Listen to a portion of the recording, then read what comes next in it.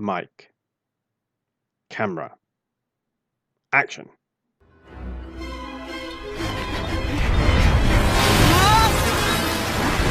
Well, well, well. If it isn't little Big Hat Benny.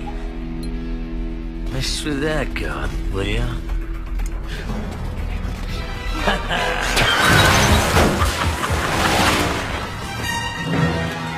Benny! No!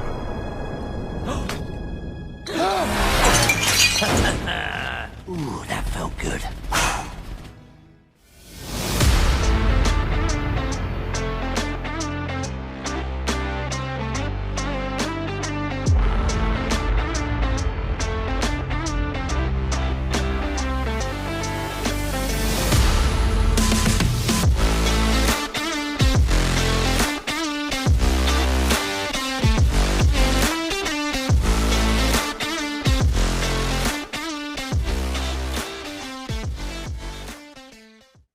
Welcome back to the Filmography, the show dedicated to watching every credited film from an actor's complete back catalogue, from past debut through to present day, in chronological order. Each episode, I'm joined by an esteemed guest to watch and discuss the next entry from the focused filmography, and consider how it ranks amidst their career, and whether we can trace any typecasting trends or topic traits or theatrical tics. For episode 25, I'm joined by one half of Comics Emotion's very own star-crossed lovers, Mikelet, unfortunately minus a lovesick Megnomeo, to discuss the 25th big screen appearance of the Stath in his only animated entry to date, Gnomeo Juliet. We watch, you listen, and hopefully watch along too. So, Mike, one half of the power couple, thank you for coming on to discuss, for this project so far, something completely different. Yeah, it's an interesting one. I'll say to the lovely listeners, Megan was 100% planning on being involved in this. I've had a whole day in London doing work things. So it's not very exciting, but she went to work this morning. She woke up at 6 a.m. with a headache.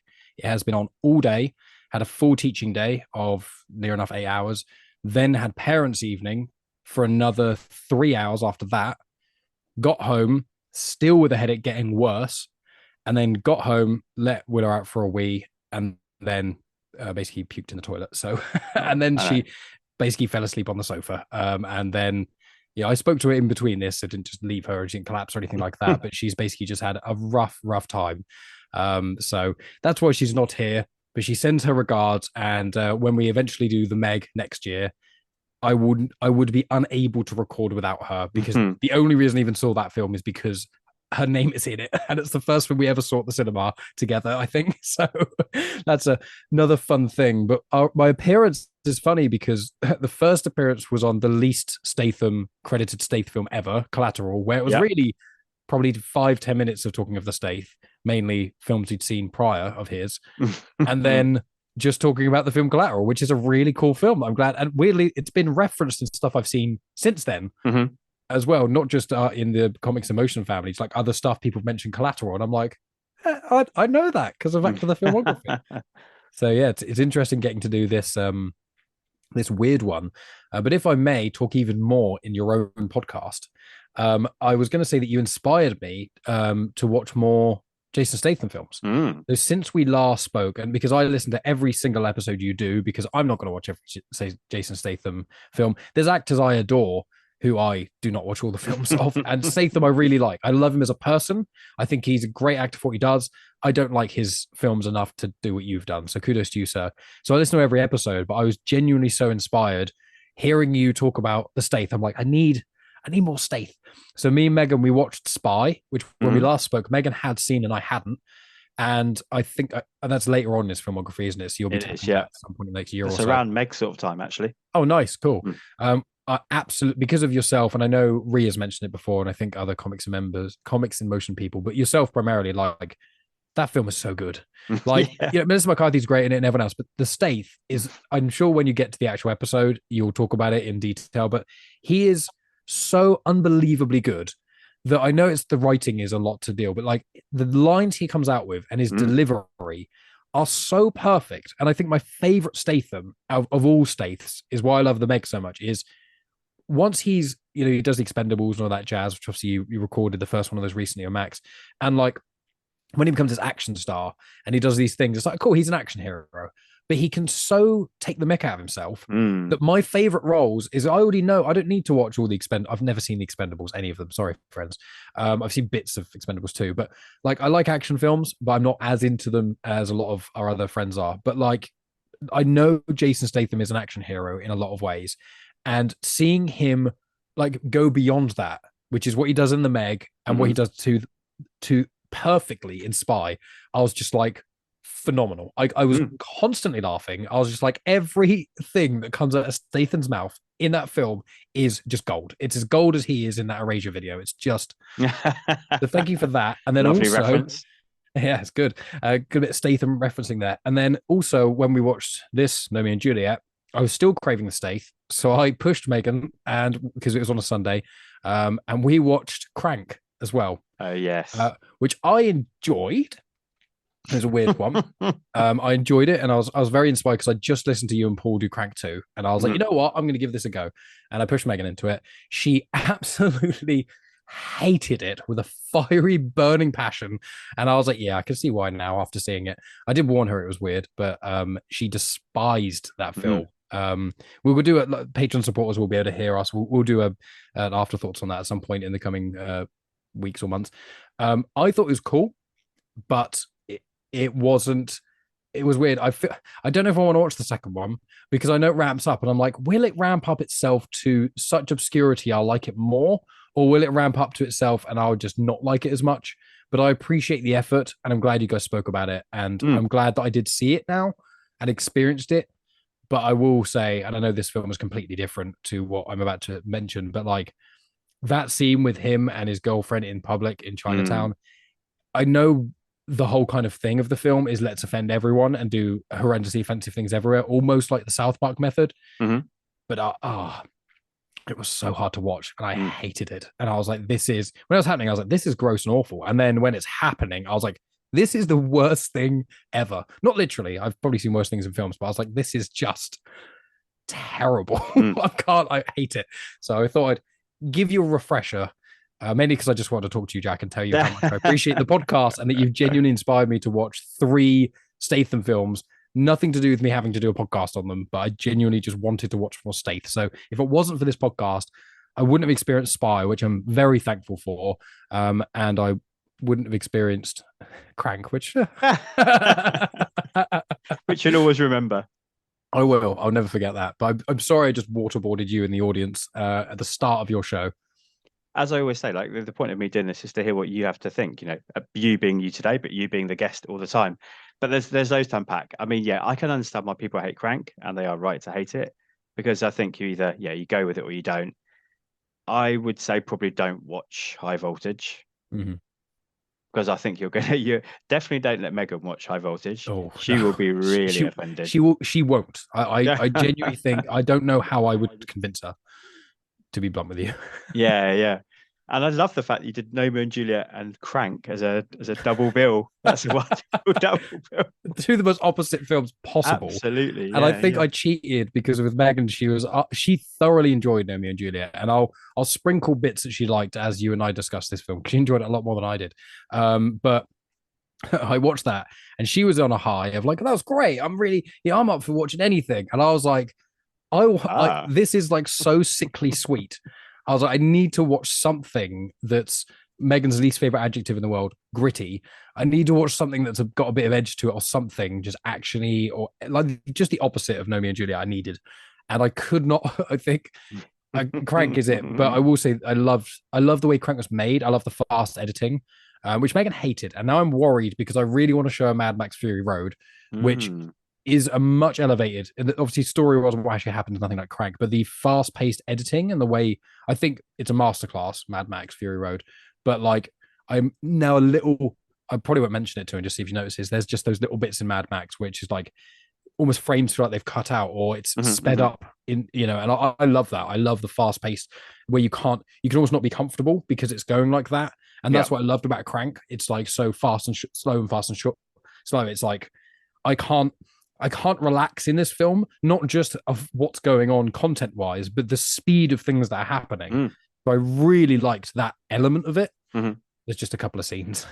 Yeah, like we said, understandably. And I think you're just hitting upon, in both those movies in very different ways. They're obviously helping us understand what their characters are experiencing, aren't they? So yeah, that's what they're both doing.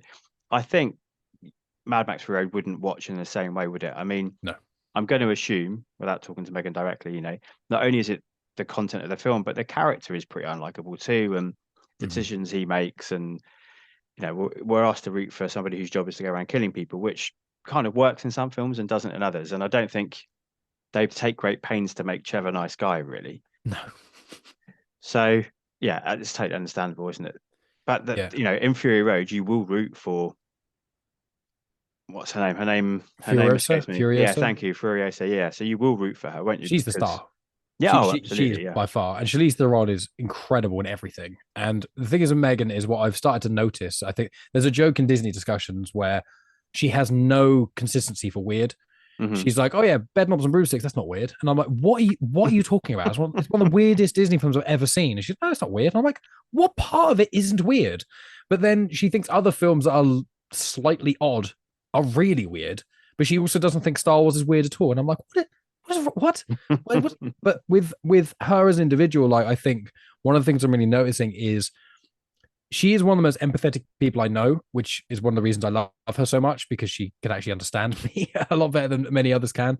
But she's so kind-hearted and so nice and so empathetic that if there's no character she can empathize with or connect to in some way, she can't like the film. And so I think that's kind of what I've linked to.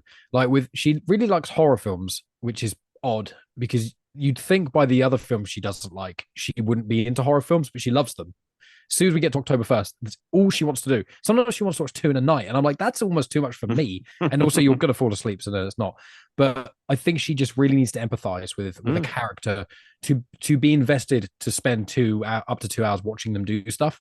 And I think in that film, there's not any character you can re-empathize with. Even his girlfriend, whose name escapes me, like, the actress did a fine job, but I feel like all of her personality and agency gets completely destroyed in that Chinatown scene. And I'm just like, and even before that, she's not really in it that much. No. So it's quite.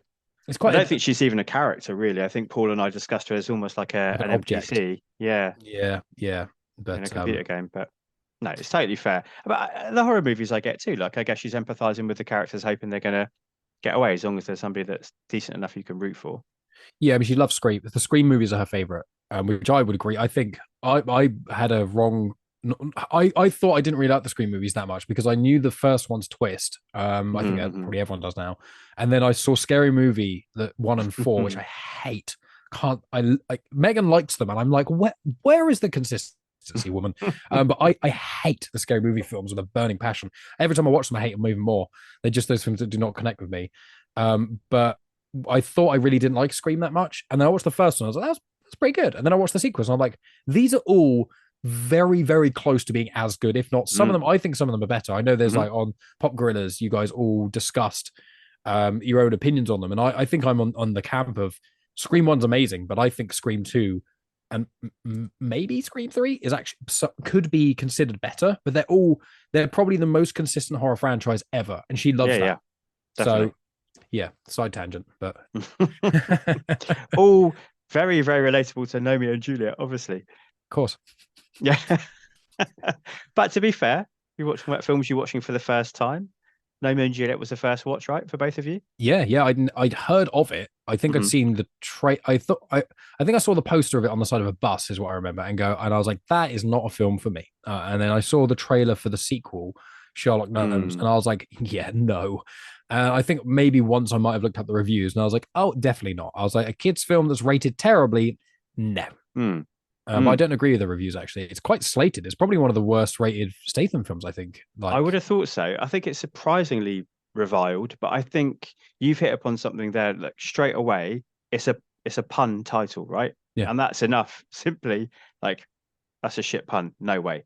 And same with Sherlock Gnomes, right? So I think it hits people's buttons immediately before they've even had a chance to experience the film. Because I think once you get into it, if you just buy into the ridiculousness, it's a fun ride. It is. Megan loved it. Like, genuinely was enamored by this film. Mhm. Like she was so happy that we got to watch this film. Like I've got a few notes and things. I'll sprinkle in her thoughts in, but like she loved the puns. She thought Mhm. they were Mhm. so clever and so much fun. And she was like, there's so much effort that's gone into this. And I'm like, to be fair, Mhm. to write a script like this that is actually coherent, there's this level of puns in it is actually impressive. Not just like the script, but visually. Like Mm. one thing that she said was the very start, the to be and then the cross through or the no entry sign through the not to be. And like she knows Shakespeare much more than I realized. Like I've seen the Romeo and Juliet Baz Luhrmann one, Mhm. which I appreciate is a great film. I hate it. I appreciate it's a great film. I'm wrong in this scenario. I can't understand what the hell they're saying. I've tried reading Shakespeare before. I've seen the Much Ado About Nothing with Emma Thompson Mhm. and like the more recent one. Kenneth Branagh and yeah, Keanu Reeves is in that one.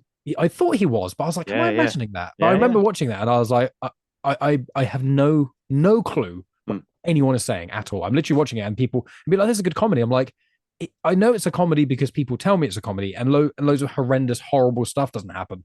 But I can't. Where am I supposed to laugh? It's beyond me. I love Macbeth, to be fair, but I feel Mm. like that's a much more of a. I watched that as a stage play in school, so I remember watching that, and I think because I was like 8 or something, so I Mhm. don't Mhm.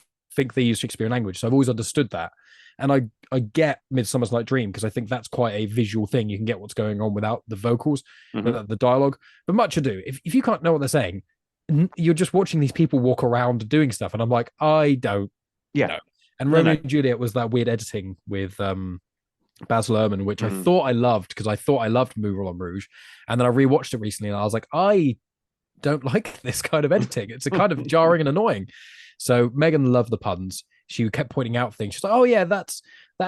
I'm sure you probably know all these things. You may even have some list of it. She's like, "Oh yeah, that's the name of that house is the place in Romeo and Juliet." And I'm like, "Okay, I'll take your word for it. It sounds right. I don't know." She's like, "Oh, they're the two warring families, and there's this and there's that." And I'm like, "This is I'm too I'm too smart for what the jokes are for kids, but I'm Right. not Yeah. educated enough for the jokes for adults who know Shakespeare," which I think is probably why this film failed, because I Mhm. like to think of myself as a semi-intelligent individual, but I can't get to grips with Shakespeare. I think most people probably struggle to a degree.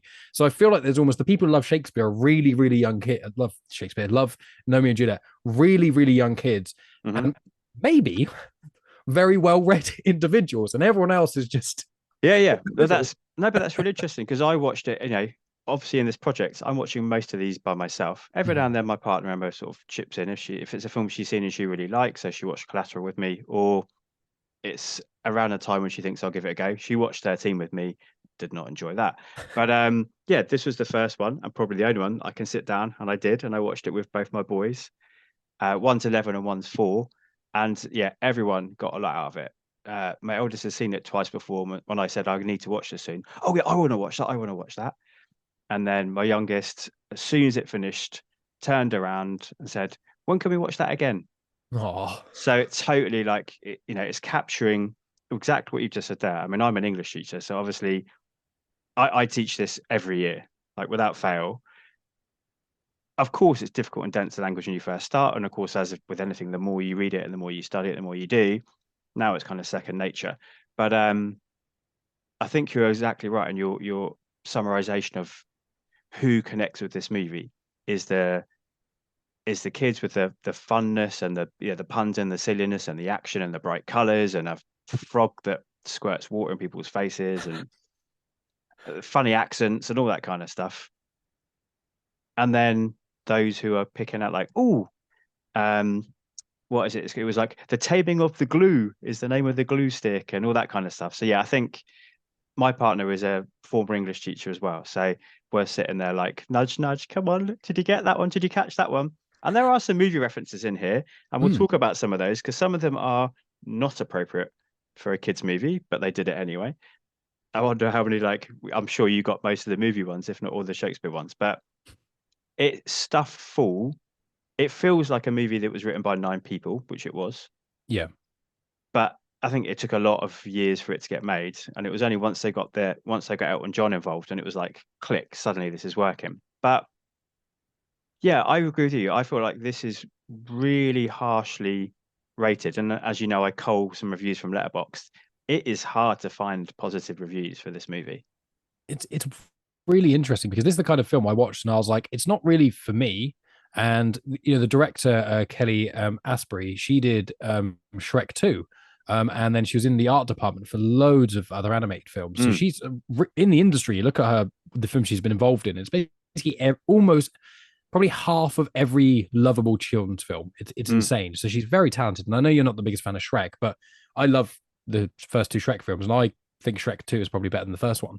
But I think this film, when I watched it, I was like, I enjoyed it. I'm not like, yeah, I was like Megan, but for me, I was like, when I eventually, there's a few films that, as me and Megan are getting near the age, and obviously getting married next year, and we've spoken about kids and stuff like that. There's certain films I'm specifically taking note of, which I'm like, I know even if I had a child tomorrow, it would be years before a child would actually be able to comprehend certain things. But it's like, I'm actually kind of excited to show my kid this film, because also one little thing, which you're probably going to mention as well, because you're very thorough, is this is British.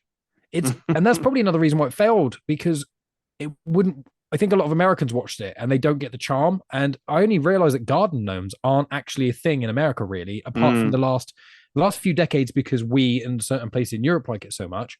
But Megan said that. She's like, oh, yeah. It's one of those ironic parts where this is probably one of the only films where Megan is so much more educated than I am about it all. And she was, oh, yeah, I see why this film wouldn't work in America, because they don't have garden gnomes. I was like, they don't? And she was like, well, they do now, but they didn't used to. And I was like, what? And I was like, well, garden gnomes. I was like, well, that's a British thing. And she was like, well, it's kind of European. But yeah, England are the main garden gnome people. And I'm like, are we? I just thought it was everywhere in the Western world. We looked it up and I was like, what? And it was like, yeah, it's like a massive thing over here. And over in other countries, it's not really that. So even just the concept of garden gnomes doesn't necessarily work in America. And so you start that and you go, oh, I see why. And there's loads of British references, and obviously the all-star cast, which is amazing. And then just like, okay, so in America, you've already lost the majority of those individuals. And then you've got trying to joke about Shakespeare in a kid's film. And you're like, annoyingly, this film it's almost too clever. Which is quite frustrating, because even though I enjoyed it, but I'm excited to show kids, but I'm like, it's frustrating because you can see when you look into it why it doesn't work, but it's still why it didn't do successfully, critically or review wise. But I'm just like, but it should. It's one of those annoying things where it's like, this film's too clever and it's annoying because I feel bad for all people involved, because it should have done better. And do we know has Tony seen this? Do we know? I don't know. No. I'm hoping after this pod, the Comics Emotion, people who are more literary than we are, I'd love for a lot of the Femon individuals, because they're all very well read, to like watch this, just because A, the British side of it, which is fun, but B, anyone who likes Shakespeare or is interested in writing and even like the Jainites and things like that. I just think this film is just, it really, let's do a revolution.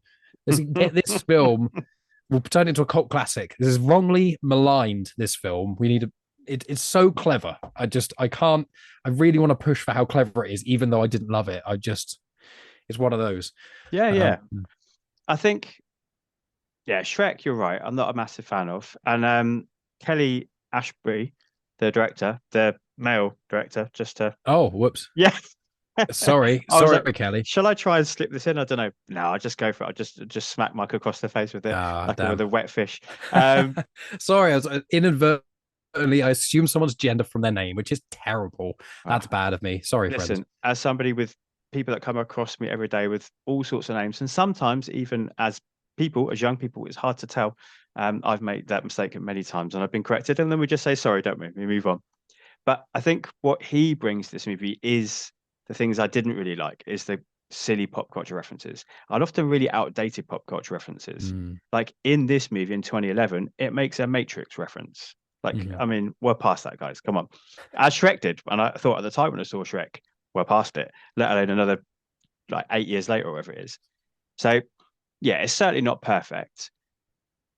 But yeah, I think we could get a Gnomeo and Juliet essence going on, couldn't we? We could get people looking at it. And commercially, it was a massive success. Like, it made so much money. So really?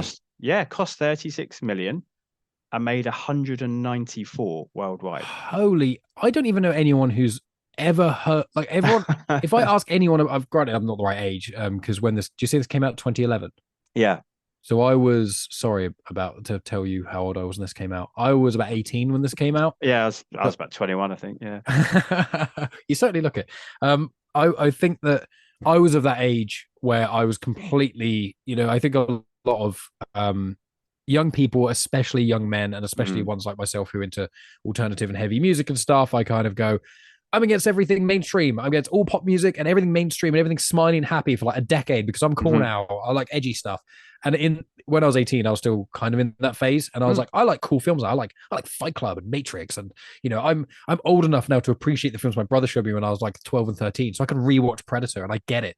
And so I was like, I'm not watching Gnomeo Juliet. And then when I got to when I was like 23, before I met Megan, I got the cinema limitless card. And me and my mate Callum, we'd go to watch every film, and including kids' films. We watched that Storks film, which was DreamWorks. We watched Finding Dory in the cinema. And I can tell you, 2 24-year-old guys together in Finding Dory opening weekend, all children, and not to stereotype, but from my experience, all their mums.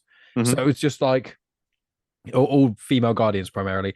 And it was like, we were the sticks in the mud. We were having a great time. But I was like, so it's funny I had that renaissance afterwards. I was like, no, I'm going to get back into Disney Pixar films. And if you look, the only Disney Pixar films I haven't seen was in my 10 years of edginess. So this was in that. But I'm so glad, I didn't look into it, but I'm so glad this did well. Because if this was a bomb, I suppose it had a sequel, so they wouldn't have done that if it didn't do well.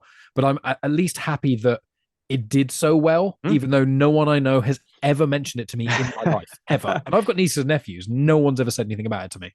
Well, I mean, I guess Elton brought some people in, right? Yeah, must have done. And 18-year-old Mike wasn't in his bedroom, Saturday. No, you weren't in there Saturday. I wasn't. It's on between Elton and your hardcore, no? No, that was not it. But I do now. After I was like, God, Elton's got some bangers, and Megan was like, of course he does. And I got into Goodbye Yellow Brick Road last year or the year before, which is like decades and decades. Everyone knows that song. Everyone knows that song so much. When I play it, people are like, can you not play this song? I've heard it so many times. And I'm like, I've only heard it once or twice before. I'm in the honeymoon period of this song and that album, in fact. So, and this film made me like remiss. I'm like, oh yeah, I'm gonna have to put your song back in my playlist. Listen to that a bit more. And other songs like Saturday, I'm like a pass. But other Elton John songs, I was like, yeah, this is a banger. And I like Rocket Man. It's a cool film. So Elton really brought something to this film, I thought. Although your song, I always go for the Ewan version from Moulin Rouge. So good. The Ewan version. Ewan McGregor, the Obi-Wan Kenobi version of your song from Moulin Rouge. When I typed in your song in Spotify and added to my playlist, I saw the second one was Ewan McGregor, Moulin Rouge. And I was like, oh, Moulin Rouge has got a song called Your Song. Even though earlier I was literally talking about how much I thought I liked Moulin Rouge and don't anymore. I'd completely forgotten. I just thought, oh, it's weird. They've got, why would you call a song the same song as Elton John's song? And it's like, oh, it's a cover, you dunce. Oh, what a cover it is too. Oh, I have to listen to that. And I think, so yeah, Elton definitely brought people in, didn't he? And then I'm guessing a lot of people have watched this at school because, lazy English teacher at the end of the term when we've been studying Shakespeare. Oh, I can put on Gnomeo and Juliet. Or, quick revision homework task. Oh, watch Gnomeo and Juliet. Stick on a different, find a different version to watch and talk about how it, changes the bard's words and how it cleverly uses it or adapts it.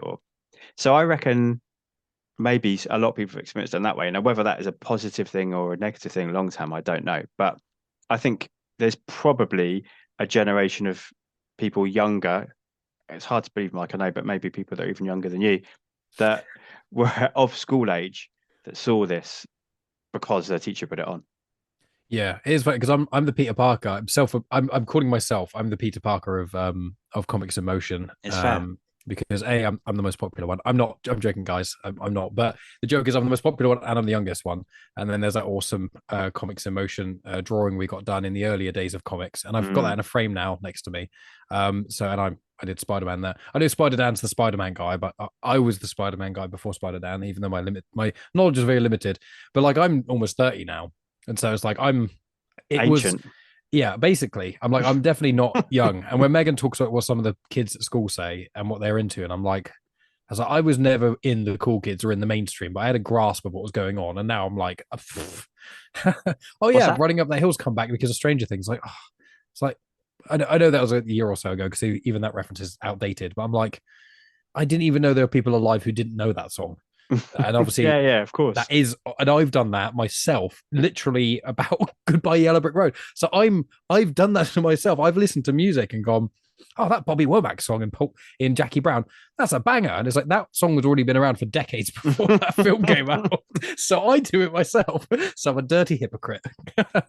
We all do it. We all do it. And then, as you said, you're going to get to experience it yourself, I'm sure, in the near future. Then you start thinking that, I'm going to educate my children right. I'm going to play the proper music. And it's certainly what you like. So I can't even get Megan to like half of it. I mean, everybody else he doesn't like that band, listening to Tony and Max and Dave on mandatory music and CD, even they're fairly similar in ages, but here, they're differing views, and particularly Max when he was listening off the Foo Fighters and how much he hated them on that episode. Like, it's such a narrow band anyway, isn't it? You think I'm going to educate him, and we listen to Radio X here a lot because that's what Emma and I listened to when we were growing up. It's all those bands, what I consider proper music because it's people playing instruments. I've had that. I simultaneously completely agree, but also some of my favorite artists don't. Well, of course, yeah. It's when there's an artist I don't like who don't use instruments, I'm like, I don't use instruments. But when it's an artist I do like, I'm like, this is so edgy and cool, different. And it's like, it's one of those things. So you hear an artist you like, and you go, this band is so good. Not just like an artist that's got a couple of good songs or even a good album, but there's certain artists like Slipknot I adore, but I know they're on the extreme side of music. So I'm like, not everyone's gonna like them, even if I think they're one of the best heavy metal bands. They change the industry. Doesn't matter. Some people don't like shouting. I can't change that. But there's other bands I listen to, and I'm like, this band is so good. I can't fathom how you wouldn't enjoy this. And then you get someone who doesn't. They listen to it and go, I feel nothing about this. And I'm like, how do you feel? Not even an emotional connection, but how do you listen to this and there's no part of you that is enjoying it? Like, how is that possible? And then when I eventually have kids, it's going to be, no, this is reality, because only now am I starting to like music my dad liked that he would try to show me.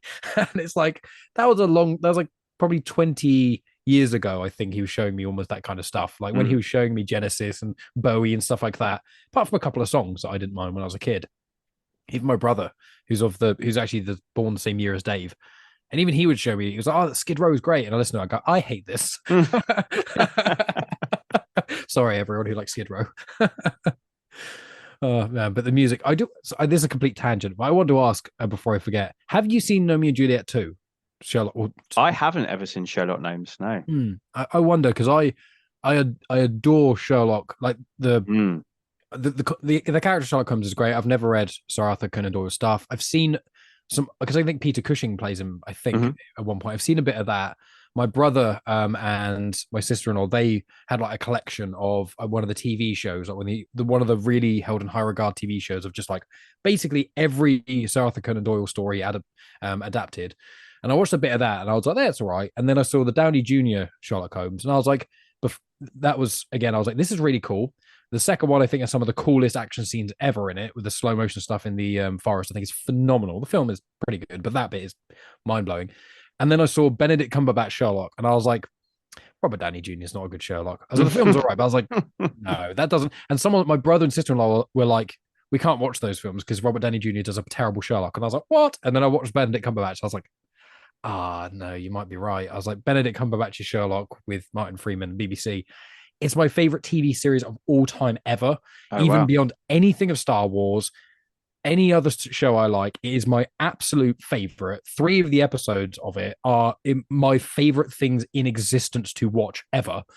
And so I'm like, I should be like, yeah, more Sherlock Holmes stuff. But I'm like, for me, I've got this perfect, untouchable, I say perfect, there's one episode that's crap, but perfect, near untouchable thing. And I'm like, I don't need any more Sherlock Holmes. But if you said it was good, I would have probably considered it. Maybe we'll do, I mean, obviously I don't do Patreon, but maybe we could just, a little special episode where we sit down and watch Sherlock Gnomes and we'll just discuss it. Megan would love that. That she would be so enamored to be able to do that. And then she could gush all over this film. Yeah.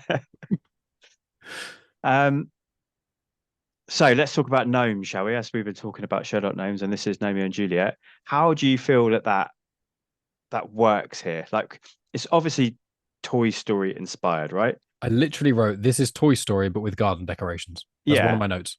And I think there's a famous review of this, which, I guess was used on posters and trailers and stuff, which was Toy Story meets Shrek, which makes sense, right? I can see From that. the director of Shrek 2, of the pop culture references. And so do you think it works, like the concept of the gnomes and them coming to life in that Toy Story type way?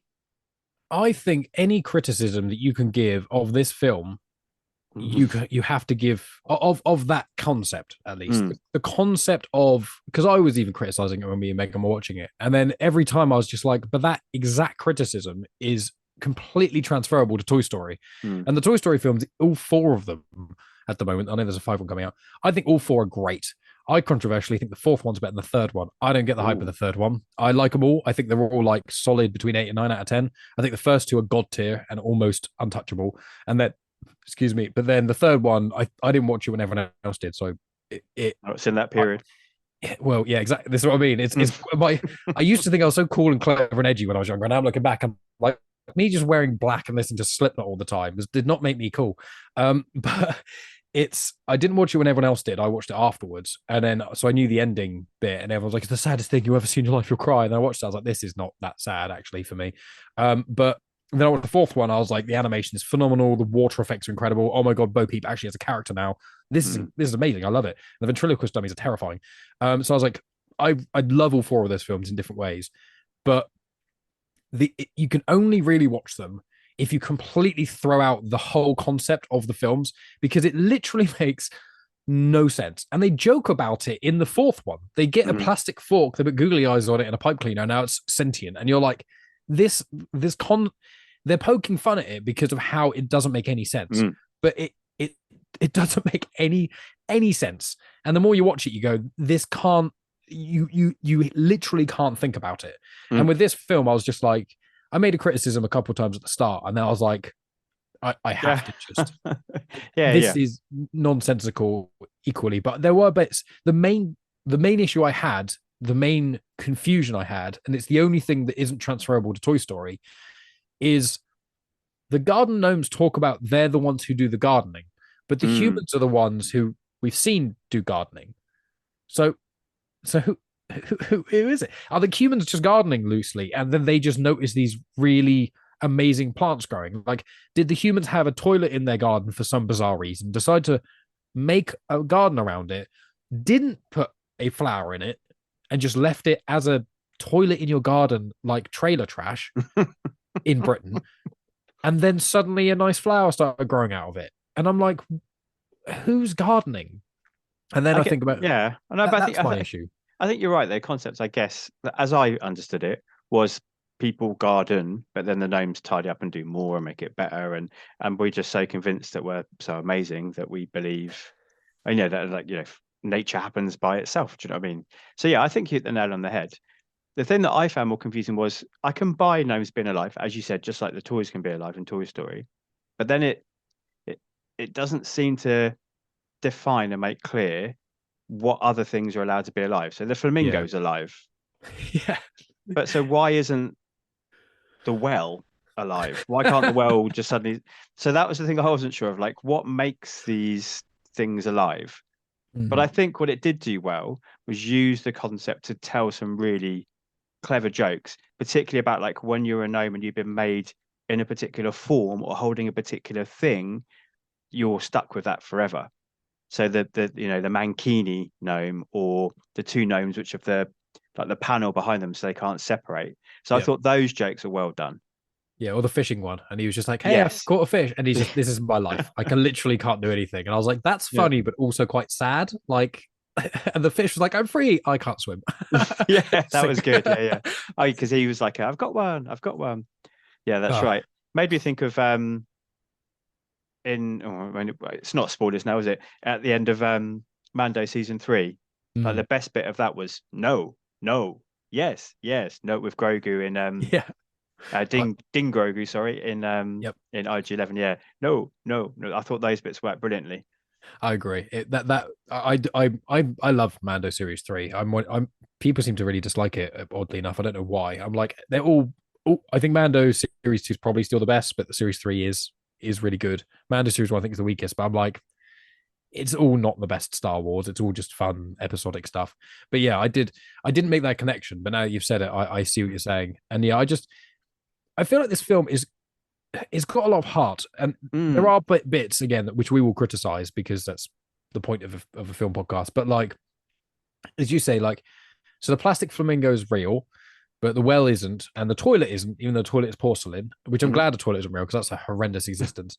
But it's that kind of thing which Toy Story almost explain, which is like, as soon as you put eyes and basically a face, as soon as you put a face on anything, it basically becomes a sentient being. I think that's loosely what it is, but there are other elements that don't work. Like, I'm so confused about the lawnmower racing at the start. I'm like, why are you doing that? Just to prove who's better, I think. And that's what Megan said to me. And I was like, it still makes no sense to me.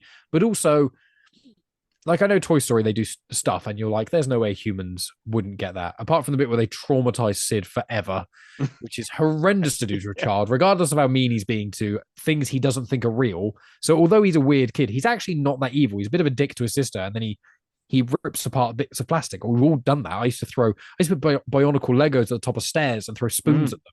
And Mr. Potato Head, I used to have that. I used to throw cutlery, always spoons, so I wouldn't hurt anyone, at the top of the stairs to try and knock it down the stairs and fall them apart. Yeah. I'm not an evil child. I didn't think that Mr. Potato Head could feel that. If one of my toys came alive at me, that I would still be traumatized today from that. So justice for Sid. But yeah, with the lawnmower stuff, I'm just like, why were they doing that? And also, I know the humans are like, oh, why is my lawnmower broken? But I'm like, there's no one. I know Toy Story again is the criticism of Toy Story, but I'm like, no one.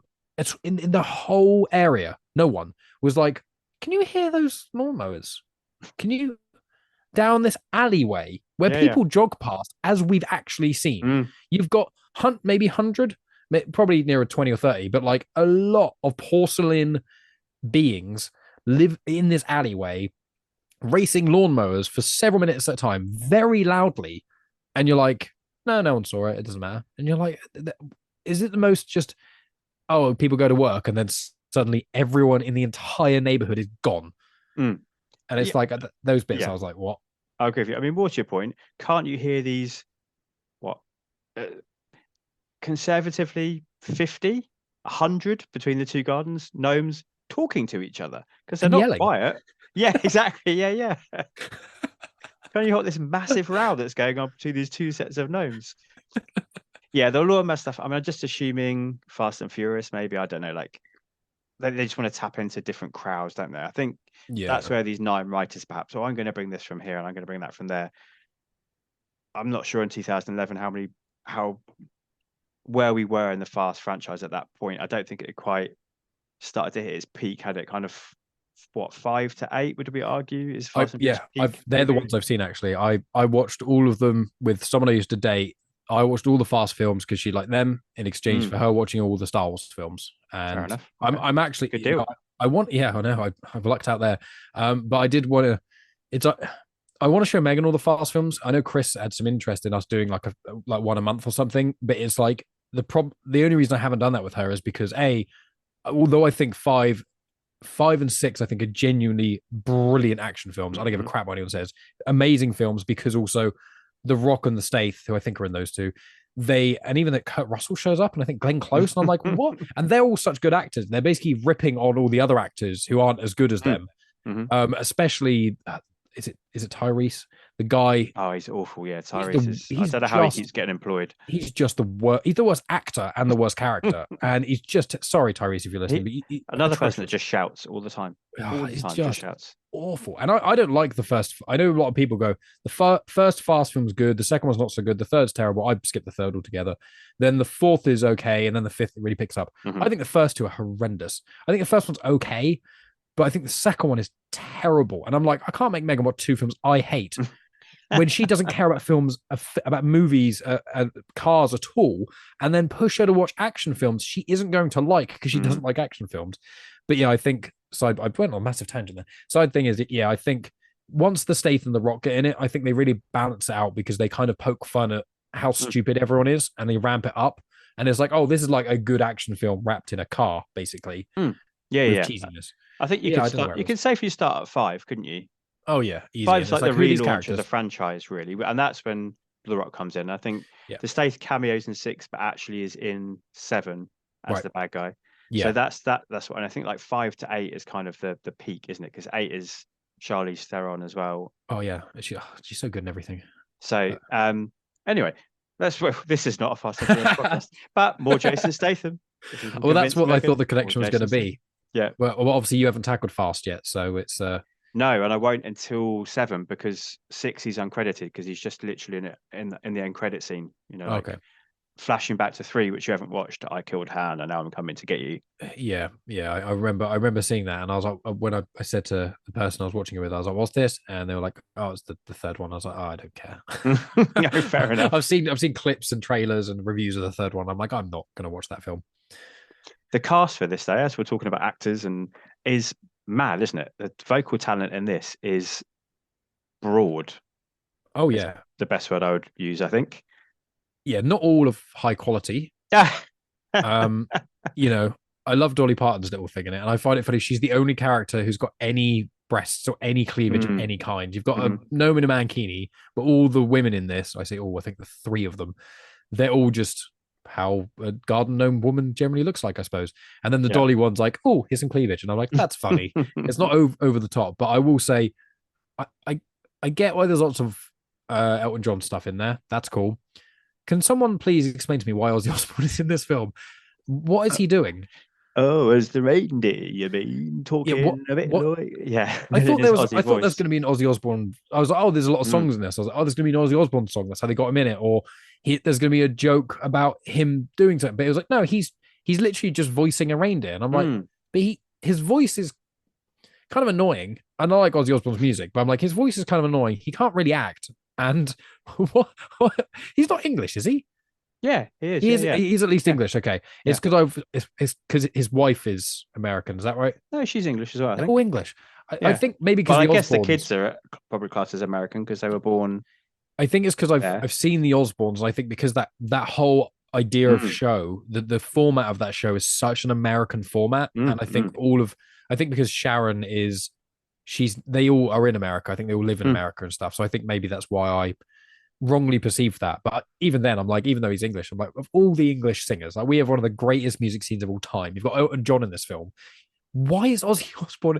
I want to know. I was like, did Kelly just really like Ozzy Osbourne, or are they mates, or there was someone hanging out with Ozzy Osbourne one day and said, "Do you want to just pop in the booth and stay?" And I thought he did one line. I was like, oh, it's going to be one line, but he has probably a paragraph of dialogue, and I'm like, why is Ozzy in this film? It's not good, and I don't know why. No, I don't know either, because again, we were talking about what's culturally relevant. I mean, the Osbournes must have long been off the air by this point. No, and also Sharon would be in it. That would be more culturally. Yeah, because she was an kids X Factor and all that kind of stuff, weren't they? Yeah, I don't know. It's a great question. I couldn't tell you. But then, why is Hulk Hogan in this? Because his part is so funny and so amazing that's okay. That dumb. It's so cliche and tropey, but anytime it happens in any film where it's a device or something being sold that's really over the top and stupid with explosions in it, I'm sold. It's so dumb and so predictable, but anytime it's like, this is the greatest thing in the entire world. You like women, don't you? You like beer. Well, this is an exploding beer cup in the shape of women. Makes you a man. And like anything like that, any film, I'm 100% in. So I get Hulk Hogan being in it, but not Ozzy Osbourne. But I'm going to say something. Now, I feel the controversy coming. I adore James McAvoy. I think he's one of the greatest on-screen actors of a generation. I think, it's cliche, but I think DiCaprio is pretty hard to beat. But James McAvoy, I think, along with Sam Rockwell and Oscar Isaac, I think are probably the 3 of the best actors on screen for not just their acting talent, but like the amount of films they've been in that are completely different genre and off the wall, and they've all done films that are a bit weirder, especially Rockwell, doing things like Gentlemen Broncos, and McAvoy doing like Filth and Trance. They really go into it, and I love them as people, and they're phenomenal actors, and they can do anything they want. Apart from this, James McAvoy, apart from Ozzy Osbourne, was generally the worst voice actor in this whole thing, and I'm like, but I know voice acting is definitely a talent to it, and not every actor can, but where all these other actors can do it completely fine. And like Michael Caine, I don't think really cares about this film. This film, I think, is another one you asked him about. He'd be either I don't remember or it bought me a boat. And I'm Yeah, he like, did 10 minutes of work on this probably from his own house, I would have thought. Yeah, I mean, exactly. And he sounded like he was putting a huge amount of effort in, even though he probably wasn't. Maybe it's just his voice. But even like Maggie Smith, I didn't even recognize it was her initially. I was like, this doesn't sound like Maggie Smith, but in a good way. I was like, oh, she's kind of getting to the character. Emily Blunt, completely fine. She sounds a bit different, sounds a bit younger, works. My biggest problem with this film, apart from some of the plot, is genuinely James McAvoy. Maybe he just can't do voice acting. I don't know if he's done anything else, but that was another actor I was going to say to you about his filmography. I think it's quite long now. That'd be a really interesting one to do because of Trance and Filth, and like he's done so many different films. I love it. He's in the X movies as well and stuff as well. So he's done the big budget. Yeah. Yeah, but I hated him in this. When I saw the listing, the cast list, I was most excited because I've not seen a bad James McAvoy film, or at least a film I haven't liked him in. I've seen X-Men Apocalypse, so I think I've seen a bad James McAvoy film. Yeah, but if you've seen that, you have seen a bad James McAvoy. And that's annoying because it's also a bad Oscar Isaac film, and I think it's the only film Oscar Isaac's ever done a bad role in, and it's not his role; it's the character's about as interesting as a bit of cardboard. But so I'm powerful as a god, but I'm going to stand around and do nothing and get these 4 weaker mutants to do my bidding, even though 3 of them barely have any powers at all. And Magneto is like the second most powerful being in existence. So I'm like, this makes no sense. But this is not a podcast about that. Sorry, friends. James McAvoy, I just feel like he puts so much effort into everything he does. But this genuinely feels like he just phoned it in. It just felt like maybe they had him for like a day and it was like first cuts of everything, and maybe it was when he was like becoming a superstar and he just couldn't go back for reshoots, or he was trying to do something different, because he can do so many great accents. Like it took ages for me to realize he's actually Scottish, and you're like, I think he's Scottish, isn't he? He is Scottish. Yeah you hear him talk in an interview with no accent and you're like, oh, that's your normal voice, and then he puts on more with Filth and etc, and he can do American, all kinds of stuff, and then you hear him in this and I'm like, this is not good. No, it's really interesting. I was trying to, as you're talking, scroll through, but he definitely has done other voice work. He was in the Watership Down TV adaptation from a couple of years ago, or a few years ago. I haven't seen either. I know loosely the plot is on my film list, but I know how soul crushing it is, and I just have to build up the emotional shield to watch the original Watership Down. Is the remake Arthur Christmas the same? I haven't seen the remake either. He was in Arthur Christmas as well. The same year as this, weirdly. I remember watching that film. I think it was when I was full of, let's say, Christmas cheer, so I can't remember most of the film. I remember bits and pieces of it, but I did really enjoy it. I thought there's a different, interesting take on Christmas.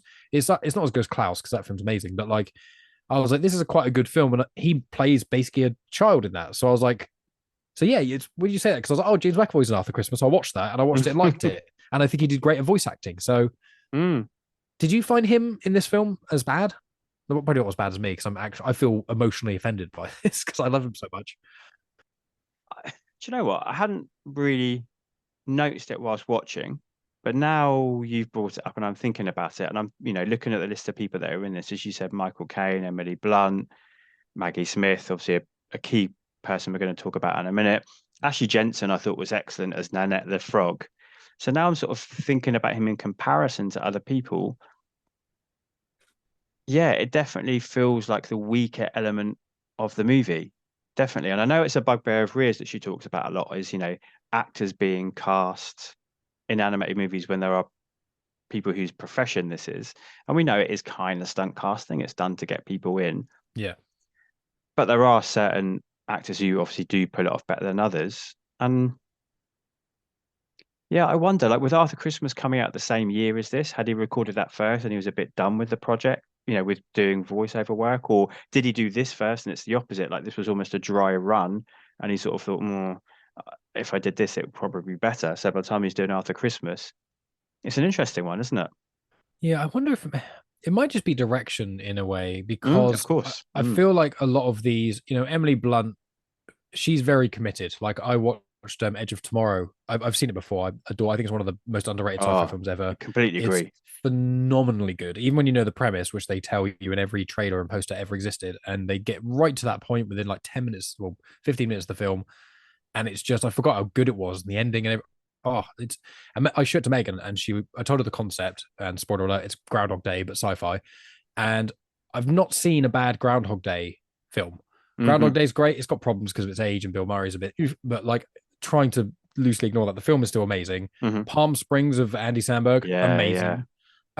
There's another one. Happy Death Day, amazing. And it's like the trope of it, if you do it right, and I've not yet seen it done wrong, it's so I love doing the same. It's one of the reasons I love the butterfly effect in certain ways, which is just kind of reliving a moment but trying to tweak things and make things better, or like video gamey.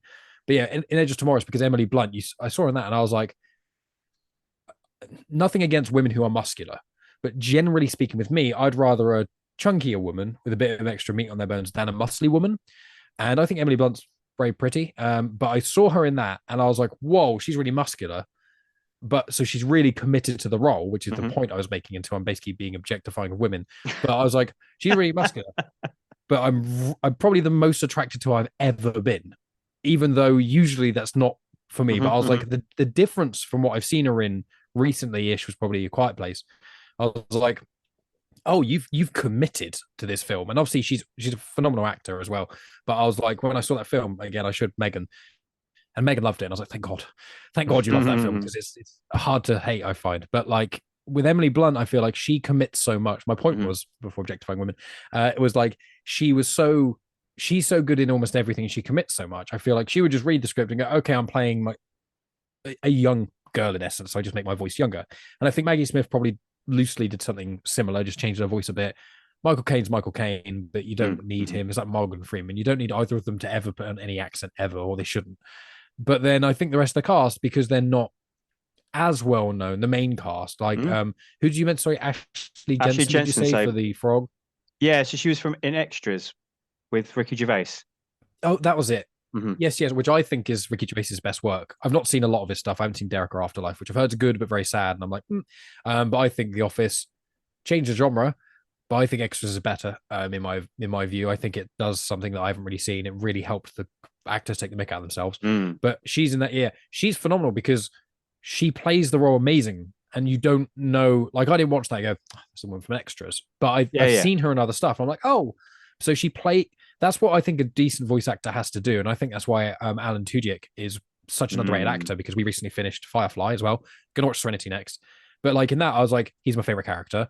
He's in Dodgeball. That's amazing. He obviously is. And then you see him. Oh, he's done like every, apart from Andy Serkis, like for about a decade, every CGI'd character in any sci-fi film. He was an iRobot, which is a favorite of mine. He's obviously K2SO in Star Wars. He's done so much, and loads of voice work for animated stuff.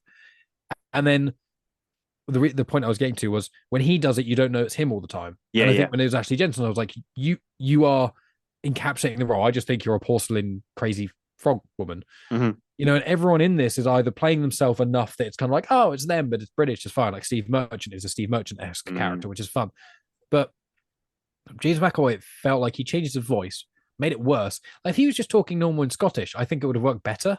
And also because he had the, I'm being the worst in this podcast. I was about to say because he has the beard, more Scottish, because all Scottish men have white beards, which is not true. And I'm sorry to Scottish listeners, but I don't know. Who have you offended? You've offended women, because all women, a couple of times at least. All Scottish people. Yeah, I'm not doing well. I'm sorry. Anybody friends. Called Kelly? Yeah, male and female. I did. I've not done well. I'm trying to do. It's because I always talk about Crank, and now I'm trying to offend everyone like Crank. Just getting into Jason Statham as Chev Chelios role. Absolutely. That's the worst of all the Statham characters one could like encapsulate. Like of all the ones I could become, of all his cool douchey characters, why couldn't I just be the disgruntled character from Meg? Why couldn't I be that? Instead, I'm being a horrible misogynist.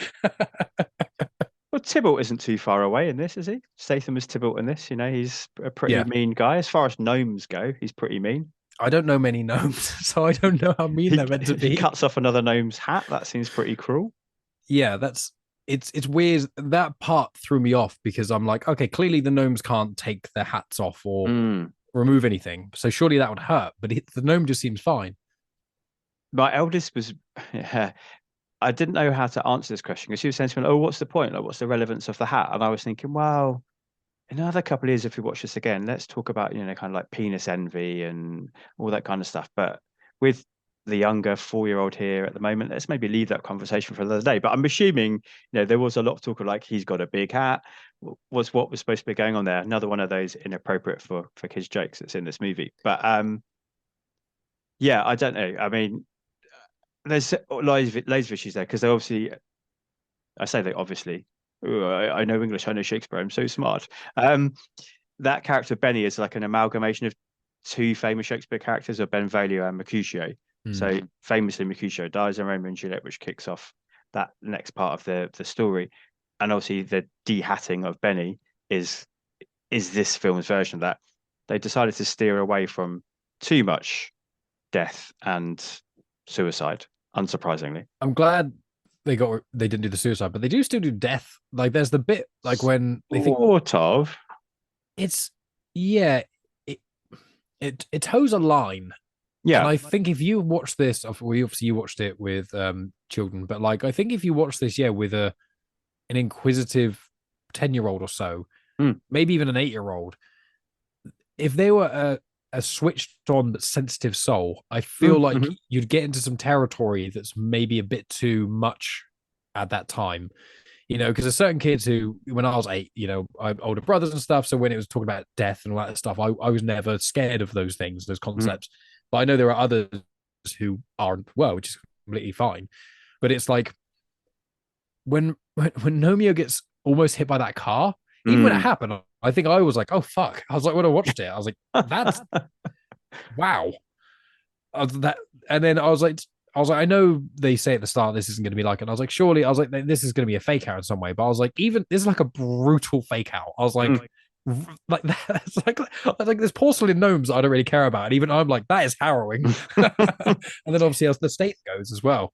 Yeah, Tybalt does get shattered only to be super glued back together for the closing musical number, which is a real cop out. But the end of this film is the worst part by far. I don't know if I'm jumping too far. No, it's I mean, listen, if people don't know the plot of Romeo and Juliet, this is essentially Romeo and Juliet. Just they don't die. Fairy tale-ish. Yeah, absolutely. Yeah. I kind of get the end because it opens on a stage, doesn't it? And it does the Romeo and Juliet prologue, and which I love. Curtains open, and that prologue is amazing. And they try to yank the gnome because he's taken too. So all of that kind of works, doesn't it? So I guess by the end, they wanted to recreate what it's like on a stage when all the cast come out and they take their bows, don't they? But it doesn't quite work. And also like those musical numbers, like they do them in Shrek as well. Yeah. I'm never a big fan of those kind of like big musical number endings. Yeah, it works sometimes. Yeah. Not as often as execs, I think, like to think. It works on the odd occasion, whereas like studio execs are like, every kids film ever needs a musical number. And I'm like, I don't mind a starting up musical number where it's like we're cleaning and doing all silly dancing, whatever. I'm fine with that. But I think my issue here wasn't that there was a musical number. I feel like it felt like the plot finished. It felt like someone had done the script, but they'd lost the last 4 pages. And they'd already CGI'd and created this musical number because that was probably one of the first things they did, almost, in my cynical mind. So, right, we've done the important stuff. We've spent all the money on this lovely musical number that we can use for promo or whatever. And then we'll do the rest of the film. We'll do the musical number, then we'll start the film. And then they got to the last few pages of the script or even the edit or the last bits of the plot. And it's just a whole scene has been taken out. And I just feel like I got to the end. I was like, let's kind of log this for a ride. And then that happened. I was like, whoa. And it was just them singing and dancing. I was like, did I just fall asleep for like 5 minutes and completely miss any mention of anything else? It was like, oh, Romeo and Juliet might be getting together. And then, suddenly they're all dancing together. We're fine in the end. And you're like, what? I guess it's known paradise now that blue and reds have combined, right? I guess, but they barely even, because they don't even talk about it. That's the weird thing. What's the Terraforminator or whatever it is, which is hilarious. And Megan was like, that's terrifying. Megan was like, imagine if that was like you're a human person and that thing was going I do like the just to touch for a sec. So I do like the small print of that. It's like, not for domestic use, not for industrial use. And there's like all the list of stuff that it comes up with is hilarious. Yeah. One of them is like causes it's something about breathing, because when it goes up really quick, one of the first things like causes bad breathing. It's not quite that, but it's something like those lines. I was like, what? But I like those as another trope I love, where it's like, take this pill, it'll make you happy. You take the pill and you'll die. You take this pill and organ failure is guaranteed. But it just felt like the Terraforminator it felt like they ran out of money, bluntly. It felt like they, as I said, they did the musical number and then they did the Terraforminator thing, which was quite a cool scene and quite harrowing. But then it was like there was all this chaos, and then the humans just kind of noticed it. And then there was the musical number. And I'm like, but there's not even been one sentence about them combining their gardens or anything. It just, the fence was gone. And all it needed was a minute for them to go, you know what? All this conflict is wrong. Why were we even mad at each other anyway? We should combine our gardens and be happy. And then at the same time, you see then the humans, not humans, because you don't really ever see any humans' faces, which I really like, and it's also cheap and easy, and you don't get the uncanny valley Sid problem from Toy Story. You just have them going, look, us humans, we've got this bad blood against each other for some reason. I thought they were like they used to be a couple or something, but it never really gets mentioned or explained to each other for no reason at all. It's like if I had a neighbor who liked gardening as much as me, I'd be well happy, not having to go at them and yelling at them, but that's a whole other thing. But it just felt, why was then, because the confusing thing about it again is linking with the living porcelain gnome beings. This is the problem with it. This educated man is they don't have control of the gardens being separated. It's the humans who do. Yes. Even if we argue the gnomes grew everything, they can't stop humans rebuilding a fence. And like, I'm fine with the neighbors I have who I live with. We're end of terrace. So we're connected to our neighbor in the wall I'm pointing at, which no one can see because there's no video. But lovely neighbor. But I don't want to share their garden. I don't want to share my garden with anyone. Like even probably friends. It's me and Megan's garden and Willow's. No one else's. Even if I'm on the best terms with my neighbor, I'm not going to share my garden with them ever.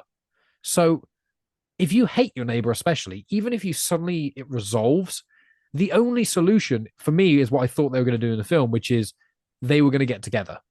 I thought either they used to be together or they were going to get together, but that never happens. And I'm like, if that would make sense, if the couple were like, I don't know how this happened, or a freak accident, we can't afford to repair all this damage. Why don't we just combine our houses and it's cheaper?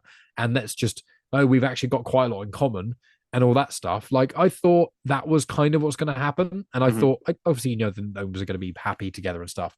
But it just, there's not even a sentence about it. It really jarred me. No, I think you're right. I mean, let's play devil's advocate for a sec. Kids don't give a shit about that, do they? They're like, oh, good, it's the end. Happy dancing. Finally. I can get out of the cinema. I can move around again. Yeah, exactly. And in the play, of course, you're dead. Oh, okay, I guess we shouldn't feud anymore. The end. So I guess to play devil's advocate, kind of that's how the play ends. It's just like all of a sudden. And yeah, kids and probably parents are like, let's get them home. They're hyped up on sugar and all this color and music. And I agree with you. Storytelling wise, it doesn't work, but I kind of get why it just kind of, let's get out. I understand why it's a get out. Did your kids say anything about what I've just moaned about? No. No. Sorry. So we just switched on 11-year-old. It was like, why is the hat thing? They clicked onto that, but not the. No. You got the hat. But they clearly just, I think it's the connecting the dots. It's so obvious that they're all happy together. You almost don't need to talk about it. But for me, that's not enough. Yeah. Not for this 30-year-old watching a film aimed at like 8-year-olds. Not for me. I need a real world discussion about how society is going to work from this point forwards. I will say one thing, because some of my notes here I've got is I wrote the cast is insane, both in a good way and a bad way. And then fairly clever pun-filled dialogue, lots of jokes and sketches, like every probably third or fourth line of dialogue almost, if it's not explicitly only moving the plot on loosely, because all the Romeo and Juliet scenes are so boring, apart from the flamingo, who's amazing, but who's voiced by Jim Cummings, and I was like, who is that? And then obviously it's Winnie the Pooh, and I know him as Hondo Ohnaka from Rebels and Clone Wars first. That's how I recognized the voice. I was like, is that Hondo? But it's not. It's Winnie the Pooh who also voices Hondo. But I wrote that, clever pun-filled dialogue, lots of jokes constantly, like the more almost jokes per second or puns per second than anything I've ever seen. But one thing I haven't mentioned yet, which I think was amazing, is the sound design is so good that when every porcelain gnome touches another gnome or anything else, the sound is so on point, and you have there's slightly different objects that themselves. Oh, I said touch each other, and I changed that to make it not sound as creepy, and it made it worse. Whenever there's a contact between porcelain and anything non-porcelain, it really does sound like a porcelain touching wood. The plastic, when the flamingo falls, it sounds like you've dropped a plastic flamingo. They may have just done this. They may have just got a recorder and actually done these things, which would be amazing. But the porcelain touches from the moment the film started, in 5 minutes, I was genuinely bought in, because I was like, okay, the note that they're pulling, I know it's going to be pulling fun of Romeo and Juliet, but I was like, the gnome bit at the start was great. I love the little gnomes with no eyes. I think, the hat's so far down. I think they're cute and funny, and their little henchmen and stuff. And then when it was the touching, I was like, there's something so, for me at least, satisfying about the sound of porcelain touching porcelain. And Megan pointed out as well, I didn't say anything, and she said, the sound of the porcelain's really good in this. I was like, yes, Megan. It is. What's you found yours? Is it what's it called? Is it like ADS? What's that thing called when it's like the sound ASMR? ASMR. There you go. You found it. Porcelain on objects. I think most people would say my ASMR is my own voice. Because you said that, not anybody else. The amount I've many of my friends have said that to me, and certain people when they're mad at me. Not that sounded like I was loosely saying Megan. Megan's not said that to me, but other people have. But no, it's and also she said it with her eyes, maybe because she couldn't get a word in edgeways to tell you. Exactly, that's right. But and also, not only do I talk this much, but I also edit my own podcasts and then have to listen to myself say it all again. I love that. But I do have one other question. Best job in the world, I think. Just before we move on, like Foley artists. Best job in the world. Those people who like get to make all the sound effects. Obviously Ben Burt famously for Star Wars, but yeah, those people who are in this scene, we need the sound of somebody walking on gravel. So you see them behind the scenes and they've got their big Timberland boots on their hands and they're literally like, I love that stuff. Oh man, it's just such a fun job. And then of course when you get to what's a lightsaber going to sound like, well, I'm going to combine this. It's brilliant. If I could do any job, I reckon I'd be a Foley artist. It would be amazing. I do, however, think, unfortunately, not to mock you, but you're probably too late in your career to start in sound design like that. Yes. Even me, I'm like, the amount of complexity, but I agree with you. It would, the experimentation side, I think I agree with you completely. It'd be so cool for someone to get, right, in 6 months, we need this, or probably knowing what execs are like, in a week we're going to need 1 million sound effects in an hour. Yeah. Now you're already late. What do you want? Oh yeah, I haven't told you yet. It's like, you mentioned Star Wars. It's like the sound of Chewbacca is like, I think it's like a walrus, a dog, and a lion or something put together with edit. And I just love that when you hear a unique sound, it's one of the reasons that many fantasy films like Star Wars and Lord of the Rings things work so well, because it's a unique sound. And it's like, if you're the first person to, I know there's been other sci-fi films before Star Wars. People may think I don't know that, but I do know that. But like when you hear a blaster bolt or the lightsaber hum, it's so unfathomable. TIE fighter whine. Exactly. Like none of that has been done. That sound is its own sound. And now when you watch films that don't have such a budget and can't afford to make unique sci-fi sounds, when you see a film and you hear it, you go, I know that from something else, and that's taken me out. And there's a group of like stock sounds of like space sounds that aren't Star Wars, and if I hear that in anything, I'm like, ugh. Like, how dare I know you where not you've got that from. How dare you not pay hundreds of thousands to get a unique sound when they're almost perfectly adequate? I'm being a snob. Best one ever is, there's not a lot of times you can say best one ever about Attack of the Clones, but is those sonic blasts that Jango Fett drops. Yeah. They're so good. Yeah, it's amazing. And you get it. It's also one of the highlights of Book of Boba Fett as well. Of course. So two of the worst pieces of Star Wars content on screen. As much as I adore Attack of the Clones, it's actually of all the films, if I rank them, it's in my top half. But it's in my top half for my enjoyment. It's not in the top half of the best. I completely accept that. It's definitely near the bottom. But yeah, that sound effect is god tier. I describe it as. I was like, you can't play that sound effect to a human being and they don't, at least some part of them, enjoy it. It's like the thrum sound from Inception. It's just it's just like when something goes so low, or it's like Barry White's voice. It goes something goes so low. You're just like, I love it. What was that? I can't do it, but was that my Barry White impression? That was offensive to me. I think it's not going to make your porcelain chinking playlist. No. Did you find about the sound design? Did you like it as much as I did? certainly not as much as you did, but I thought the balance between the sound effects and the music, and I can see that being a key element, and I think would have been something that probably, I don't think this picked up any awards other than I think a few, like the Hello Hello new version song with Lady Gaga, I think picked up some like song awards. But if there was going to be anything awarded in this, it would definitely be the sound design. Yeah. Yeah, because the animation's all right. It's nothing. I think another reason this film probably did fail, as in not fail in the box office, but fail with reviews, is the animation's okay, but it feels like when you realize that Toy Story was made like, was it nearly 20 years earlier than this? Mm-hmm. And if you watch an unremastered version of Toy Story, which I don't think you can get anymore, but if you watch Toy Story on DVD and you watch this on Blu-ray, the Toy Story and DVD it's going to look better. And and I know obviously a lot of it's budget, and I get that, but I'm like, even Shrek doesn't have the best effects, but it works for what it is. It works really well for what it is. It's quite rare for you to see a part in Shrek, and it's like cartoony enough that the humans look okay. But in this, it just felt like this felt.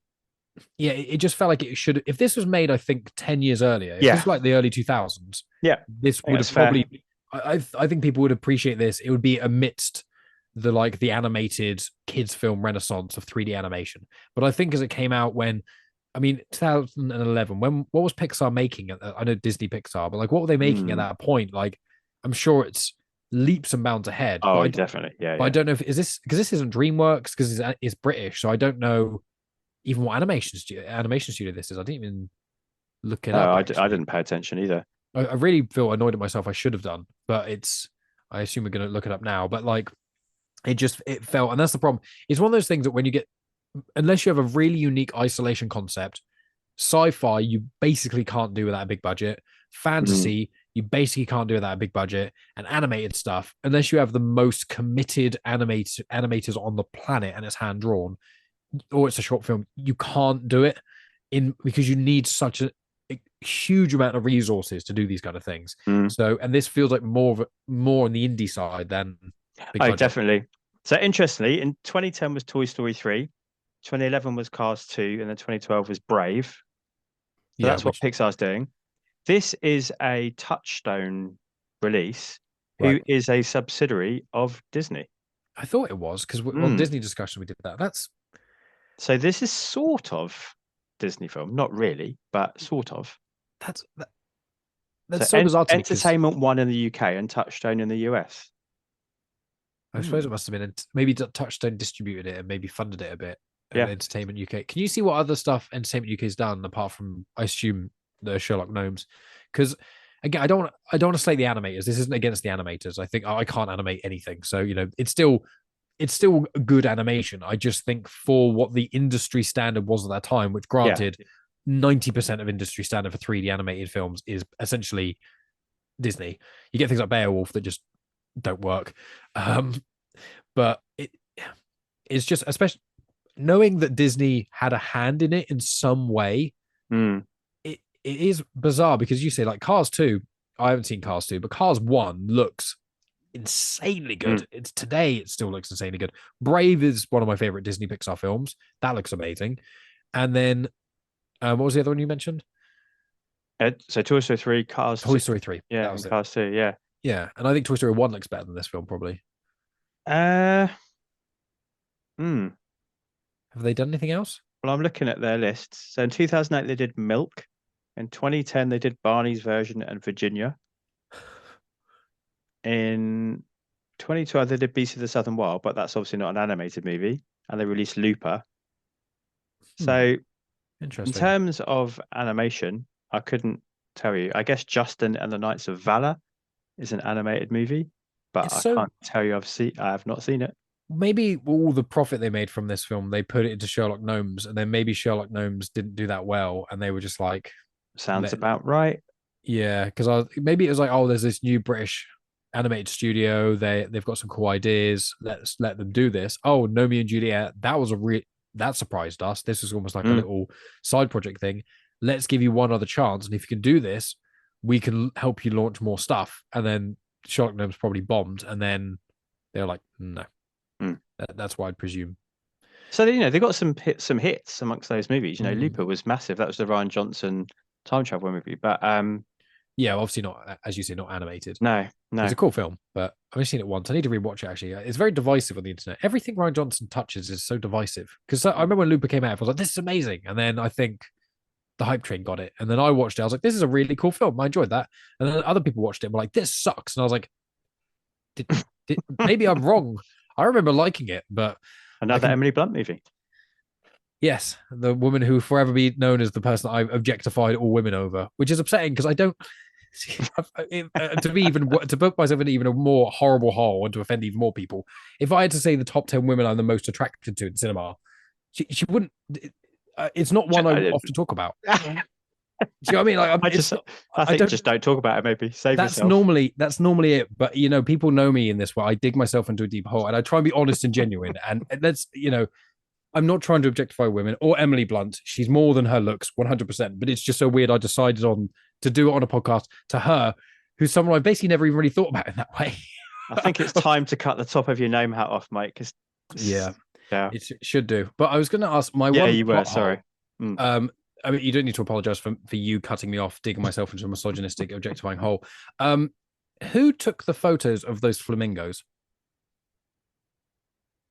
Because in the shed, there's like a whole montage about it, and they're all from the perspective of the bottom of the garden facing the house, while the humans are sometimes in the shots.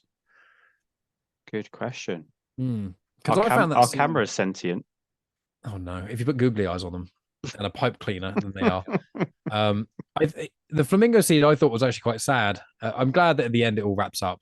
It was obviously a massive rip-off of Toy Story 2 with the Jessie story, but yeah, it definitely worked. I thought that worked really well. Yeah, I liked the flamingo. He was fun. Did you get the flamingo Forrest Gump reference? Not off the top of my head, but you're probably going to say it, and I'll be like, oh yeah, what was it?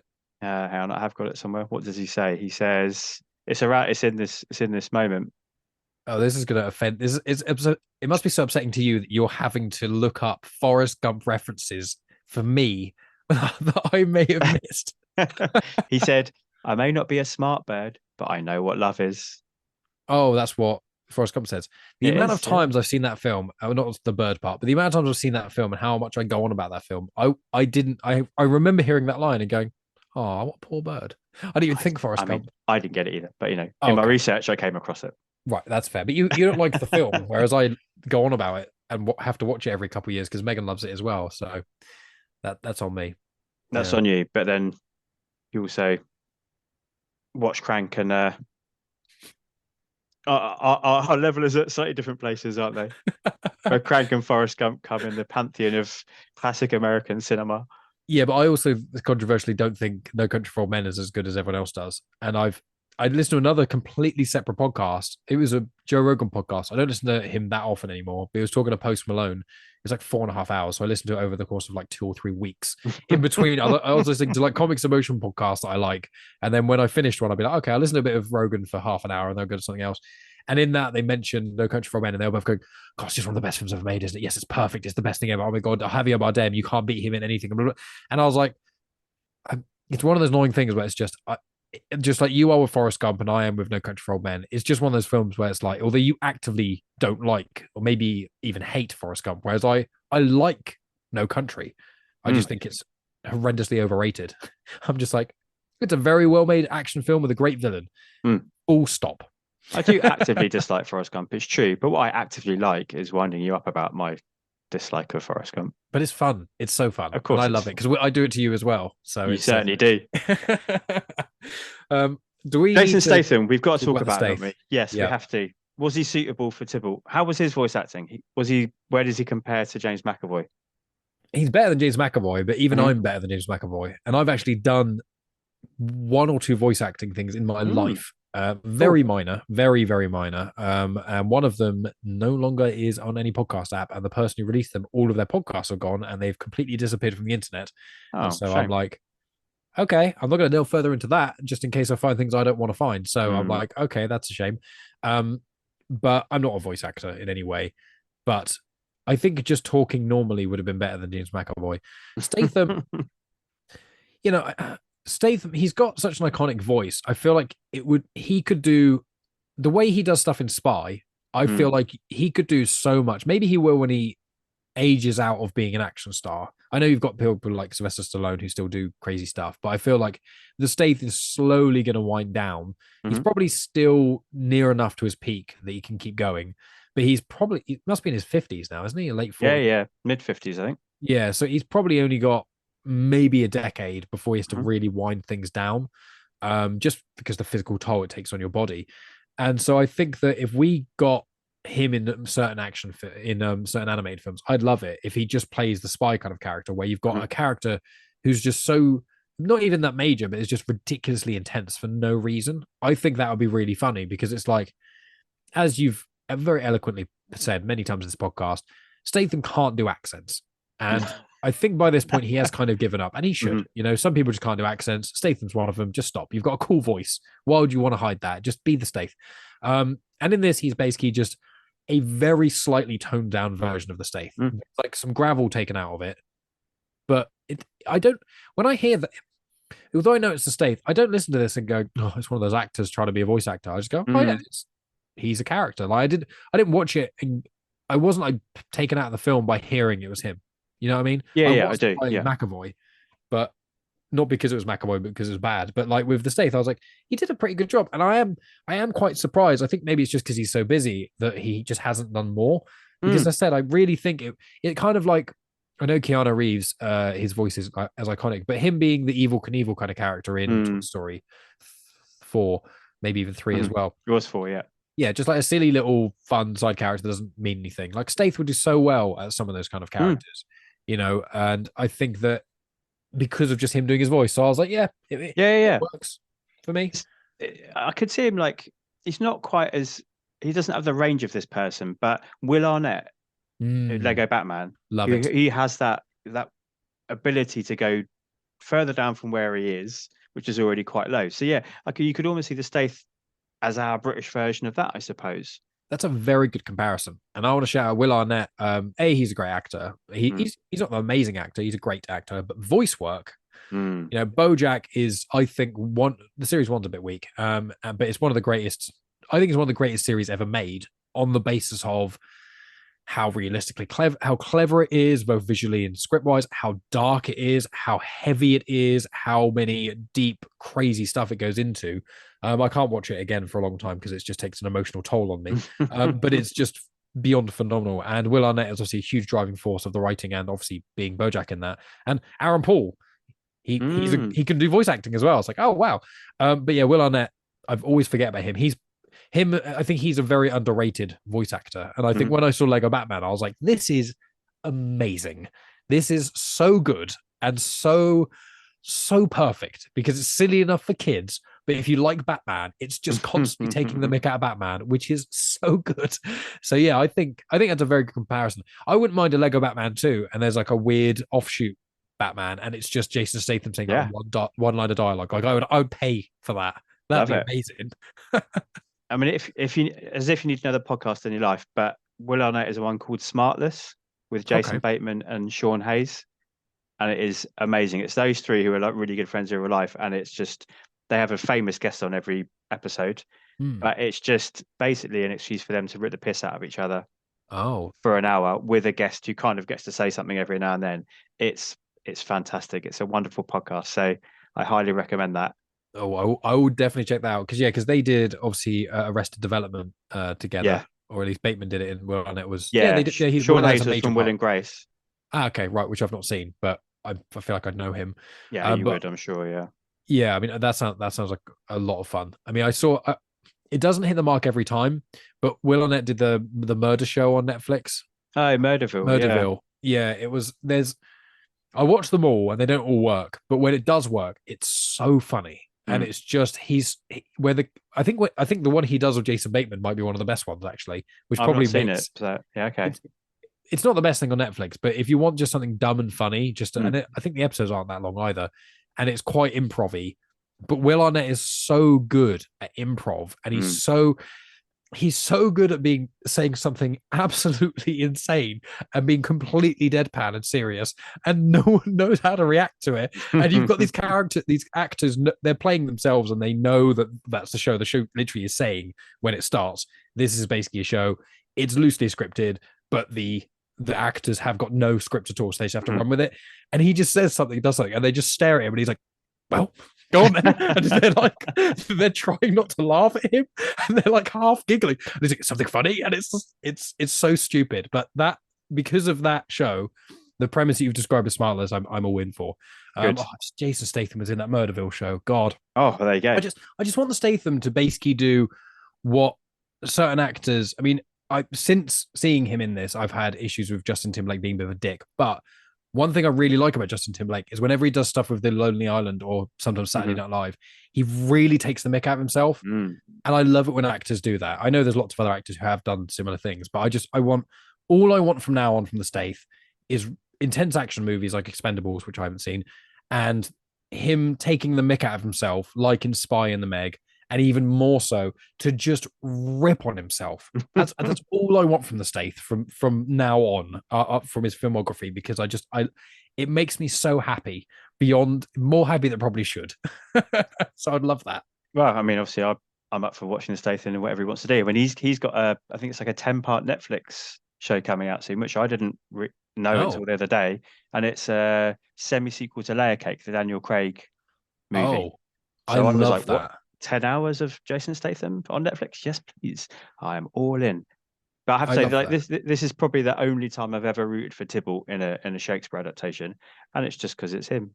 Clearly, you don't root for Tybalt; he is the bad guy.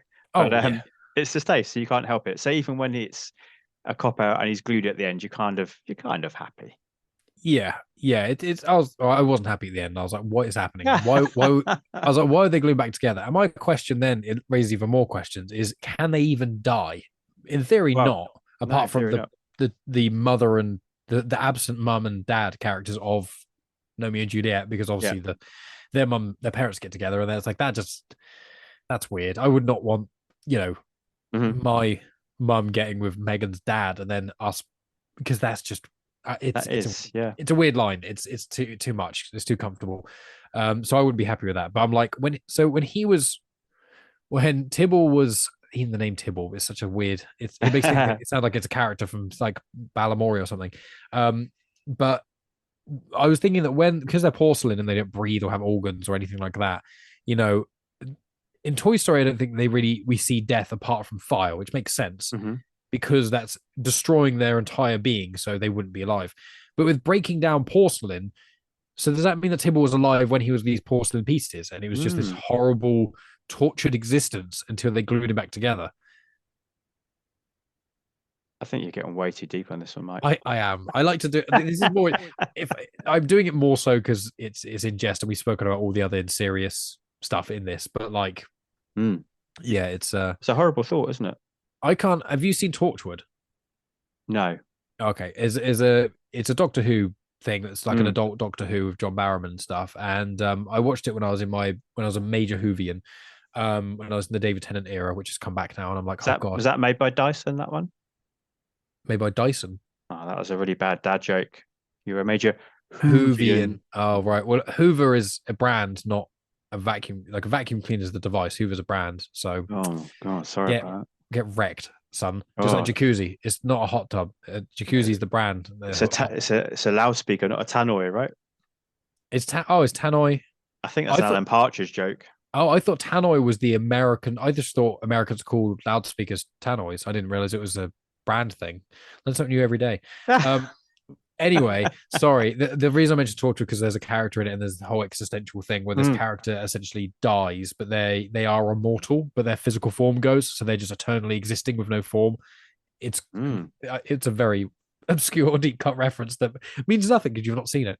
No, it's got nothing to. This has been. I'm really sorry to you and the listeners, because this has been not only one of the least Jason Statham centric podcasts that you've ever had on this, even less so than Collateral, but I've even, as well as offending lots of people by saying unnecessarily objectifying things with no connection to this at all, I've also been on, I think I've had more tangents on this So I've spoken less about this film than I've spoken about other stuff. I was just too excited to talk to you, Jack. That's my problem. I'm Well, sorry. I've had a great time. So if nobody else does, screw them. It's tough, isn't it? Oh yeah, Let's but finish Stick off is by great. yeah, he is. And let's finish off by talking about some of the other random things in this movie. So at least we talked about this movie a little bit. Breakback Mountain reference. I've not seen Brokeback. I know the plot loosely because I Mm. think everyone just knows the loose plot. But it's on our watch list, mine and Megan's, on our 100 film list. But I've not actually seen it. It's actually a Mhm. good film because I've heard. It is a great film. Yeah, yeah. Yeah, And I really heard it was really powerful good. and moving. And but those two gnomes that are joined together, there's some I think it's during the big battle at the end and the tomatoes and the blueberries are going. And one of them says, like, I wish I could quit you. That's a Breakback Mountain reference. Oh, okay. Necessary in Romeo and Juliet? I'm not sure. I'm obviously American Beauty reference with a Yeah, sexy frog. that was weird because I was like, that scene is in like American Beauty is a great movie. Unfortunately, Mm. all the stuff around Kevin Spacey has made a lot of films very ick. Mm. But that film is like the whole point of that film is that that's really wildly inappropriate and gross. Like it's a Mm. grown man fantasizing about essentially a schoolgirl, and it's like this is, I think she's school or at least Yeah, very yeah, no. very she's underage, Yes. isn't she? Yeah, Yeah, yeah. that's the point. And it's like so that the whole premise of that scene when it's parodied, it's things like Family Guy or whatever, which is intentionally satirical. But it's like the fact that you're parodying a scene about a grown adult sexualizing a school child, and the Mm. whole premise of American Beauty is like the downfall of this man because of lots of things, including that. But you're parodying that in a kids' film is so weird, It is so weird. I so agree. bizarre, and it's doing it because it's the frog, isn't it? Because the Stephen Merchant character on the frog, isn't it? Is it? Yeah, he's Paris the gnome, who is the man who Juliet is promised to in the story. Yeah, Yeah. yeah. That I remember seeing. It, I was like, why? Why? Mm. That was just my question. It's like, who? You made an unfinished film, but you managed to animate that. Like what? that was one. I was just I didn't get it. Did you manage to catch any others? I'm not sure if there's To be probably honest, loads, but as you because they're coming, it's almost like a Zaz movie, isn't it? Like a Mm. Zuckerberg Abrams, no, not Zuckerberg, a Zucker Abrams Zucker movie like Airplane. It's like Yes, bang, bang, bang, bang, bang, or like a Mel Brooks type movie. yeah, and I love Airplane, even though as comedy films don't age that well all the time. I watched it fairly recently, and I was like, I really Oh enjoy it. man, it's still hilarious. It doesn't It's matter if so it doesn't. funny. You've got a million jokes a second. Even Mm. if two land, you're still laughing. And it was just like, yeah, it's some of it's of its time, but actually, for how old it is, Mm. nowhere near as offensive as I thought it was going to be. No, Like, no, no, definitely. it's really actually survived way better than even films I like from the 90s or early 2000s. It's almost survived better than Superbad, which is offensive to me because I watched Superbad recently and I was like, oh, this film doesn't work as well as I remember it. Yeah. But yeah, with the film, I think with this film is even though I have been quite critical of this, I just think there are so many. There's Mm. so much work. I think it's just there's so much work that has gone into this. Like regardless of some of the like James McAvoy being weak in this and some of the weird choice of things, I'm just like the amount of animated visual puns, the amount of Mm. script jokes, the amount of pop culture references, the amount of obviously they didn't make the songs, but the animation to go along with the Elton John songs and all these things and the crazy Hulk Hogan advert and all the even the pun where it's like she's buying the different lawnmowers Mhm. and they've all got stupid names and there's like an actual like they've put work into everything you see at every point on this. Mhm. And I'm like, Pixar is always known for their attention to detail, but I'd say controversially, I think this film probably, if you stopped frame by frame, has I know because Pixar don't really do references to stuff unless it's their own work, but like the amount of detail Mm. to other stuff. Pixar do great world building and things. You look at a shot from Monsters Inc. and everything looks amazing, but like it's just a lot of work. And granted, there are 9 people making it, so I guess, but I was just quite impressed with how much is in this film. No, I agree. And, we've spoken about this being kind of British centric with gnomes and other parts of it. In that way, it reminded me of an Aardman movie. Oh, now you've hit a very positive nerve because I bloody love Aardman. Yeah. And they do that stuff, don't they? They do the Yeah. visual and they do the gags and they do clever stuff for adults and dumb stuff for kids. And yeah, it's not as good as an Aardman, don't get me wrong, but very little is. That's correct. You've made a But correct it statement. has that flavor of Aardman, I think, to it. Yeah, it's Aardman. it's impossible because if you did this for Aardman, it would not work. But I feel like I would love. I would actually quite like almost over a Gnomeo and Juliet spin-off with Aardman, or if Aardman worked at this studio, or even just I want more Aardman. I know they've Chicken Run 2 is coming out, Yeah. only on Netflix. Then I'm like, me and Megan was so looking forward to seeing it at the cinema. It's been announced for a decade because they make it. It takes like 5-10 years to make their films because it's literally stop motion with clay. Claymation takes forever. I love Aardman. Why do you say that, Jack? I just want to talk about Aardman now, but I won't because this pod's nearly 2 hours. Who knows? Maybe the Stath has got a role in Chicken Run too. Oh God. Yeah, Don't say that. Could you imagine? I think if I'd I've said it, I think I've said this analogy on almost every podcast I've done recently, but if I had a genie wish of something benign, didn't change anything in the world, and I had like just a handful, you could just do, here's a couple of genie wishes, but you can't wish for money or world peace or never die or anything. A million you have to wish for, you have to wish for really stupid, pointless, benign stuff that won't actually really change anything in the world. One of them would be just Jason Statham in an Aardman movie. Just as a minor-ish character, but says like 10 lines in the whole thing, but just sprinkled amidst the film every now and then, every 20 minutes or so, or every 15 minutes, you just get one line from this over-the-top angry Jason Statham chicken. Oh, and Aardman's British as well, so it would work even better. Maybe the power of karma in the world, or whatever people believe in, maybe we've just made it happen.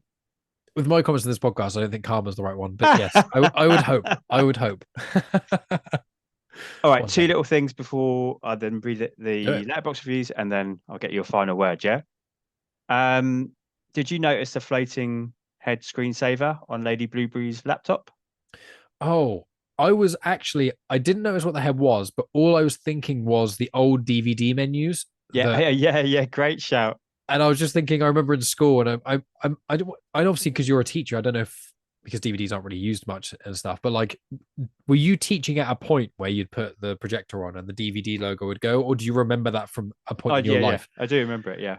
Just the greatest, when it was just something, I don't know what it is. It's something that Gen Z and on are not going to have any comprehension of. My eldest knows it. He loves it because he really? Watches it trying to hope it gets right in the corner. Yeah. It happens, but it takes I think it takes 45 minutes of it just doing it, and it's like when it happens and it's it gets the corner, and you get it sometimes where it cheats you and it bounces off a corner, and it's like nope, you need to do perfectly into the corner and bounce out at the same angle, and something about that brings me, and I've realized because of the internet, millions of people with the same level of joy. I was just focusing on that. I was like, is it going to go to the corner? I didn't even notice what it was. What was it? It was the Hoff. Of course. No, I did notice it. Yeah. I remember being like, why the Hoff? He's not British, is he? He's definitely not. No, he's definitely not. No, I was okay. I said to Megan, I was like, Hoff, what? And then who knows again why? And I bet you YouTube is where my eldest has seen it. You were saying because of millions of people, he has seen that DVD thing on YouTube somewhere, I think. I see. I will say with the Hoff, though, I think the Hoff might have, this is not a real thing, this is anecdotally from the films I've seen. I feel like he may have the most amount of random cameos than like anyone, because obviously there's like Kung Fury, and there's like the SpongeBob movie, which I love. He's in that, and like quite a major part. And it's like there's just so many Guardians films. 2, yeah, exactly. He just pops up in like everything, and you're like, oh, I knew the Hoff. Like I've never seen Baywatch or Knight Rider, but because of the sheer amount of references to the Hoff in other stuff, I just know him. He's become a cultural cameo almost. That's true. Yeah. And the last thing to mention is 2 Professor X's in this movie, of course. 2 Professor X's in the movie. As in X-Men Professor X. Because of Patrick Stewart as Shakespeare. And that's a good point. To be fair, I loved Patrick Stewart as Shakespeare. I thought that scene is very on the nose, obviously, as the entire film is not even on your nose, doesn't suffice it. It's like your nose is being crushed by a mountain. But I loved that scene. I was like, that's just a fun little silly, that's like it's like a nerdy Easter egg. Do you know what I mean? Well, you play a video game about something, and then there's a secret room you go into, and then it's just some on the nose, out of universe joke. I was like, that's kind of, it's dumb, it doesn't make any sense, but that's fun. But then it made me think, so all statues also alive in this world. And then I was thinking, is the weeping angels from Doctor Who from Don't Blink, are they real? Because that's terrifying in the Gnomeo Juliet world. No, I love that. Good. All right, should we do some letterbox? Yeah, I mean, I could talk with you for the entire evening, but I probably shouldn't. But yes, letterbox. I mean, we could, but we all know you have plans in order to prepare for another podcast, of course. So Yeah, I gotta go watch Ahsoka because I also have to. Shame on me. Like poor Michael can't go on his social media and can't look on X because he might see spoilers. No, everyone cry for Michael. It's like, yeah, that is the only reason I'm watching. no, So fair good. enough. But there's no immediate rush. So, but still, letterbox. Sorry. Let's do it. M Vega 86, I think that says. Yes, I'm just as surprised as you are that Jason Statham is in this. Oof, could hardly get through this one. Half a star that was. This is what I mean. Like it is Half. Yeah. There are some mean, really hard reviews out there. On IMDb, it's like 5.8, 5.6 or something, and it's like for a kids film. That's rough. I'd give this like for a kids film a 7 maybe. For my own enjoyment, maybe a 6.5. But half. What? I've seen probably how 5 offended films. you are. I've seen probably 5 films in my life that I would give half a star. I would probably not even give Hulk half a star, to be honest with you. And I hate that film. Just Sorry, for Tony. Yeah. No. 5.5 star out of 5, actually. I'll have you know. All right. Lou Shoemaker. Oh, your favorite. And early because he is not a fan. When talking about notable Oscar snubs, people often mention Saving Private Ryan losing to Shakespeare in Love in 1999. I don't think it counts as a snub, though, because, and follow me here, Shakespeare in Love is fucking good. And I'm going to skip a little bit because the rest is about Shakespeare in Love. And then he says, why am I talking about Shakespeare in Love in a review for Gnomeo Juliet? Well, this movie fucking sucks. And I'd rather talk about anything else. The animation is trash. The plot is dull. The jokes are stupid even for a kid's movie. Jason Statham plays Tybalt. And honestly, you should stick to live action because his vocal performance here is pretty flat. Fuck this stupid movie. I think the problem people find with this, I know you will have because of the podcast you'll have chosen people specifically talking about the Stath, and I think yes, it's correct. There is no person who is wanting to see all of the Stath. Like no person, that is a wrong way to say it. The majority of people who love the Stath are loving the kind of films the Stath is in, like Expendables, and like Crank is an extreme version, but like these actiony, stereotypically, my sister-in-law will call them dick flicks. Like the opposite. People call the term chick flick as a derogatory term for a rom-com that often women like. Opposite for men is an action film that's all testosterone and the horrible male gaze stuff in a lot of them, and it's like the kind of films you would enjoy usually for Jason Statham to be in. This is completely not even remotely close. This isn't even a detour. This is like a different planet. So I have no reasoning to think why anyone who loves all the Jason Statham movies almost purely would enjoy this film. But what does he give it? Sorry, out of 5? Half. Another half. Oh, Christ. I mean, on Letterboxd, fairly similar to IMDb, as you just said, it's 2.5. I think it's 2.6 out of 5. So it's 5 out of 10. Yeah, I suppose a kids' films it's hard because for the majority of kids' films that are okay, like because adults review them and adults are the ones on the this internet, is it will unless it's something like Toy Story that everyone is like this greatest film ever made ever, which I don't think it is, but it's pretty hard to beat. Yeah, I think that's the problem with these kind of films. Agreed. I mean, Ask My Two Boys, obviously, I said right at the start, they're probably 4.5, 5 out of 10. So who it's made for, yeah.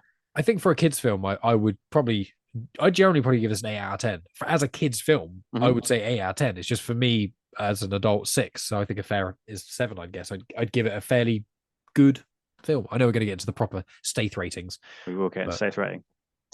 Okay, Thomas Corden says, starring James McAvoy, Emily Blunt, Michael Caine, Maggie Smith, Jason Statham, Stephen Merchant, and on and on and on. Are you kidding me? Why are all these people in this? Why does the entire score consist of re-orchestrated versions of Saturday Night's All Right?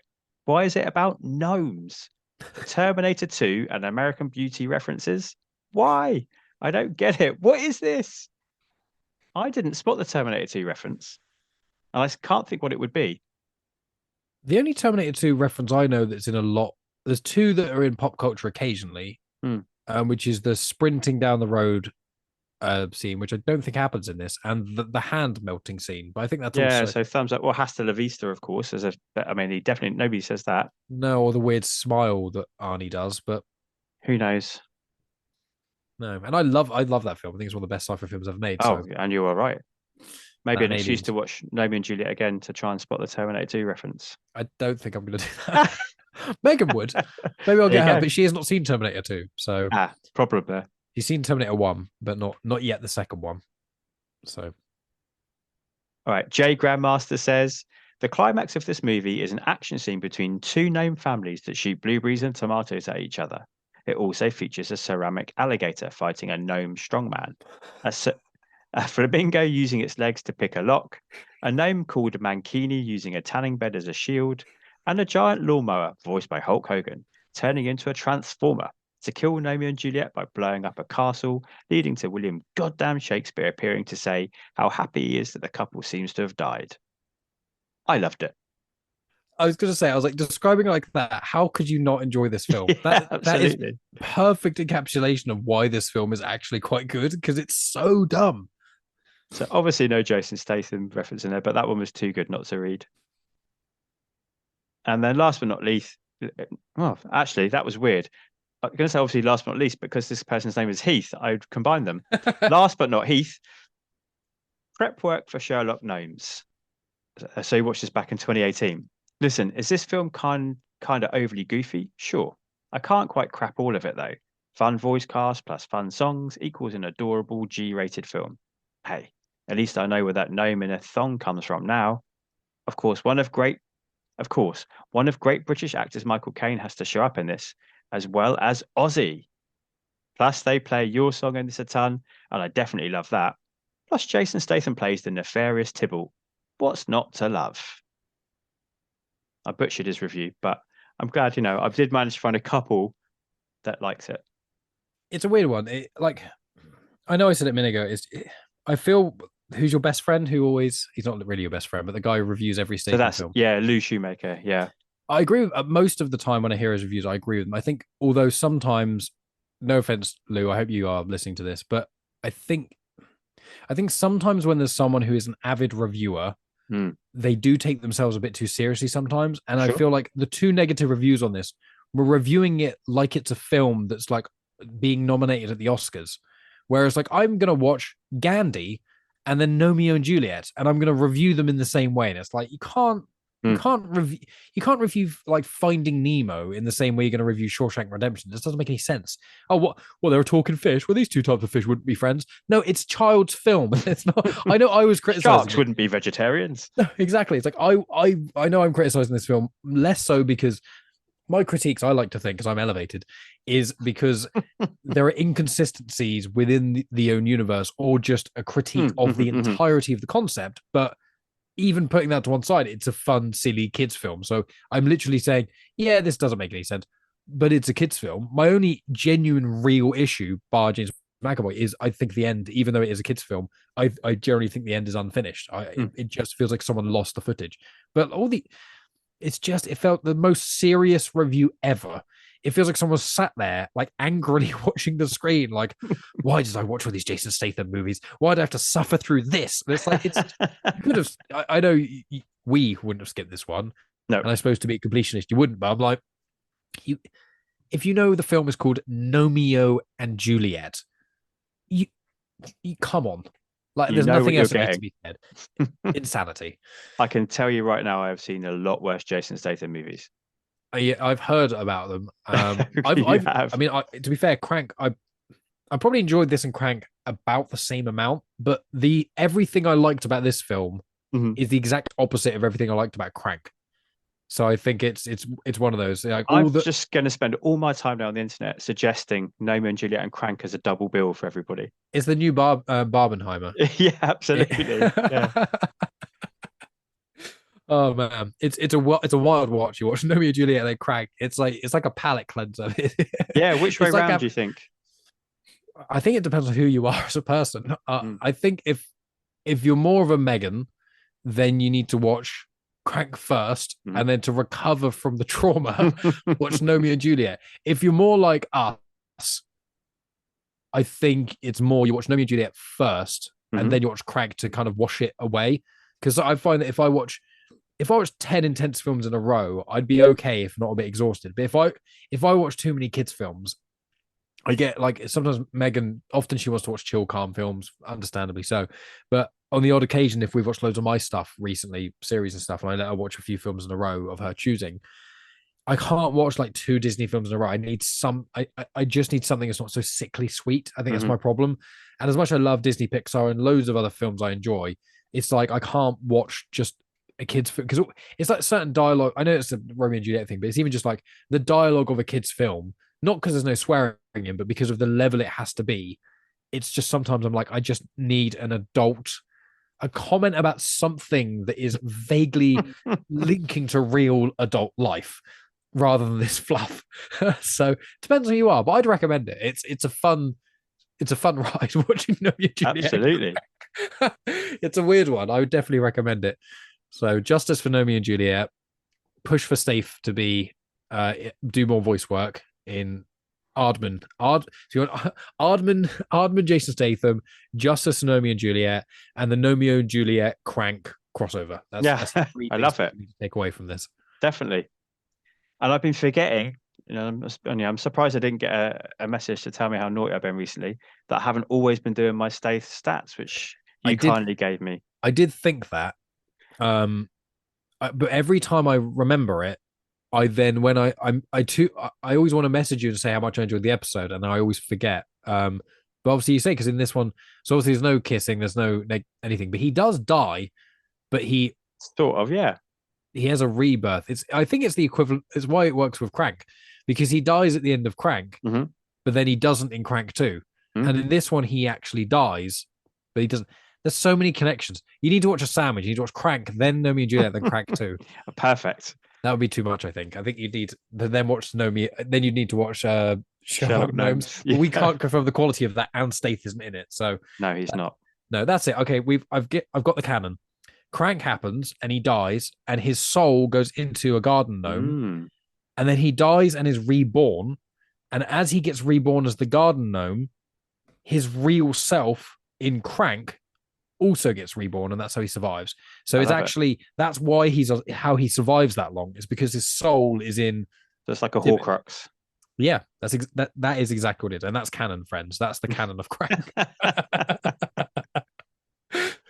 Oh Lord, where does this fit in his canon then? Look at that! What a segue. It's quite hard because it's definitely not classic. It has to be. It has to be between. So it's completionist only, or what's the middle one? Worth catching. It's really, really difficult, this one. And I know you normally don't give your views, but I'd like to ask for it after I've given mine. But the film itself is, I'd actually say, for a kid's film, if you're in the mood for it and you haven't seen it, and especially a lot of our Comics Emotion family and listeners have kids, as we know. And it's like, if your kids haven't seen this, you should genuinely, aside from the Stath nuts, you should watch this with your kids. It's actually a really fun kids film and you'll enjoy it. But Stath doesn't, it could be anyone. It doesn't have to be Stath in this. And that's normally the criteria for why it should be for completionists only. However, the big caveat here is there's no other current Jason Statham voice work only. And I looked through his discography on IMDb because I was like, maybe he's done a series. And I think he's done like a cameo here and there, like really obscure. There's like an obscure little things he's done a cameo for here and there. But like as an actual released full production thing or like an actual fully fledged character, he hasn't, to my knowledge, he hasn't done it. No, I don't think so, yeah. So, and I was surprised that I'm really surprised he hasn't been in some sort of animated series as like a jokey character, even like a what's it called, Adult Swim, like or like Robot Chicken, that kind of vein. I'm surprised they haven't done that. I'm really missing a trick here. So what I think if there was any other Jason Statham film that was animated that he was in, I would say completionists only, but only purely on the basis that you cannot get Jason Statham voice work in any other production. I think it'd be, say, worth catching. I think if the film really sucked as hard as some of these reviews think it does, which they're wrong. I know films are objective, art's subjective, whatever, but you can't look at this like an adult film. You just can't. It's insanity.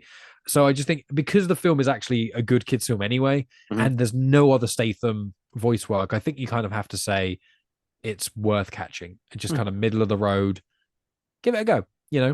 and then watch Crank afterwards. Yeah. No, I think that's totally fair. And I think I've done this a few times when we've spoken to people. I think as a film, it's worth catching. I think within his filmography, it really is probably completest only. Like you don't need it. But I think for your reasoning, I think that was a really nice argument that because it's the only time you're going to get to experience it, it does elevate it somewhat. Yeah.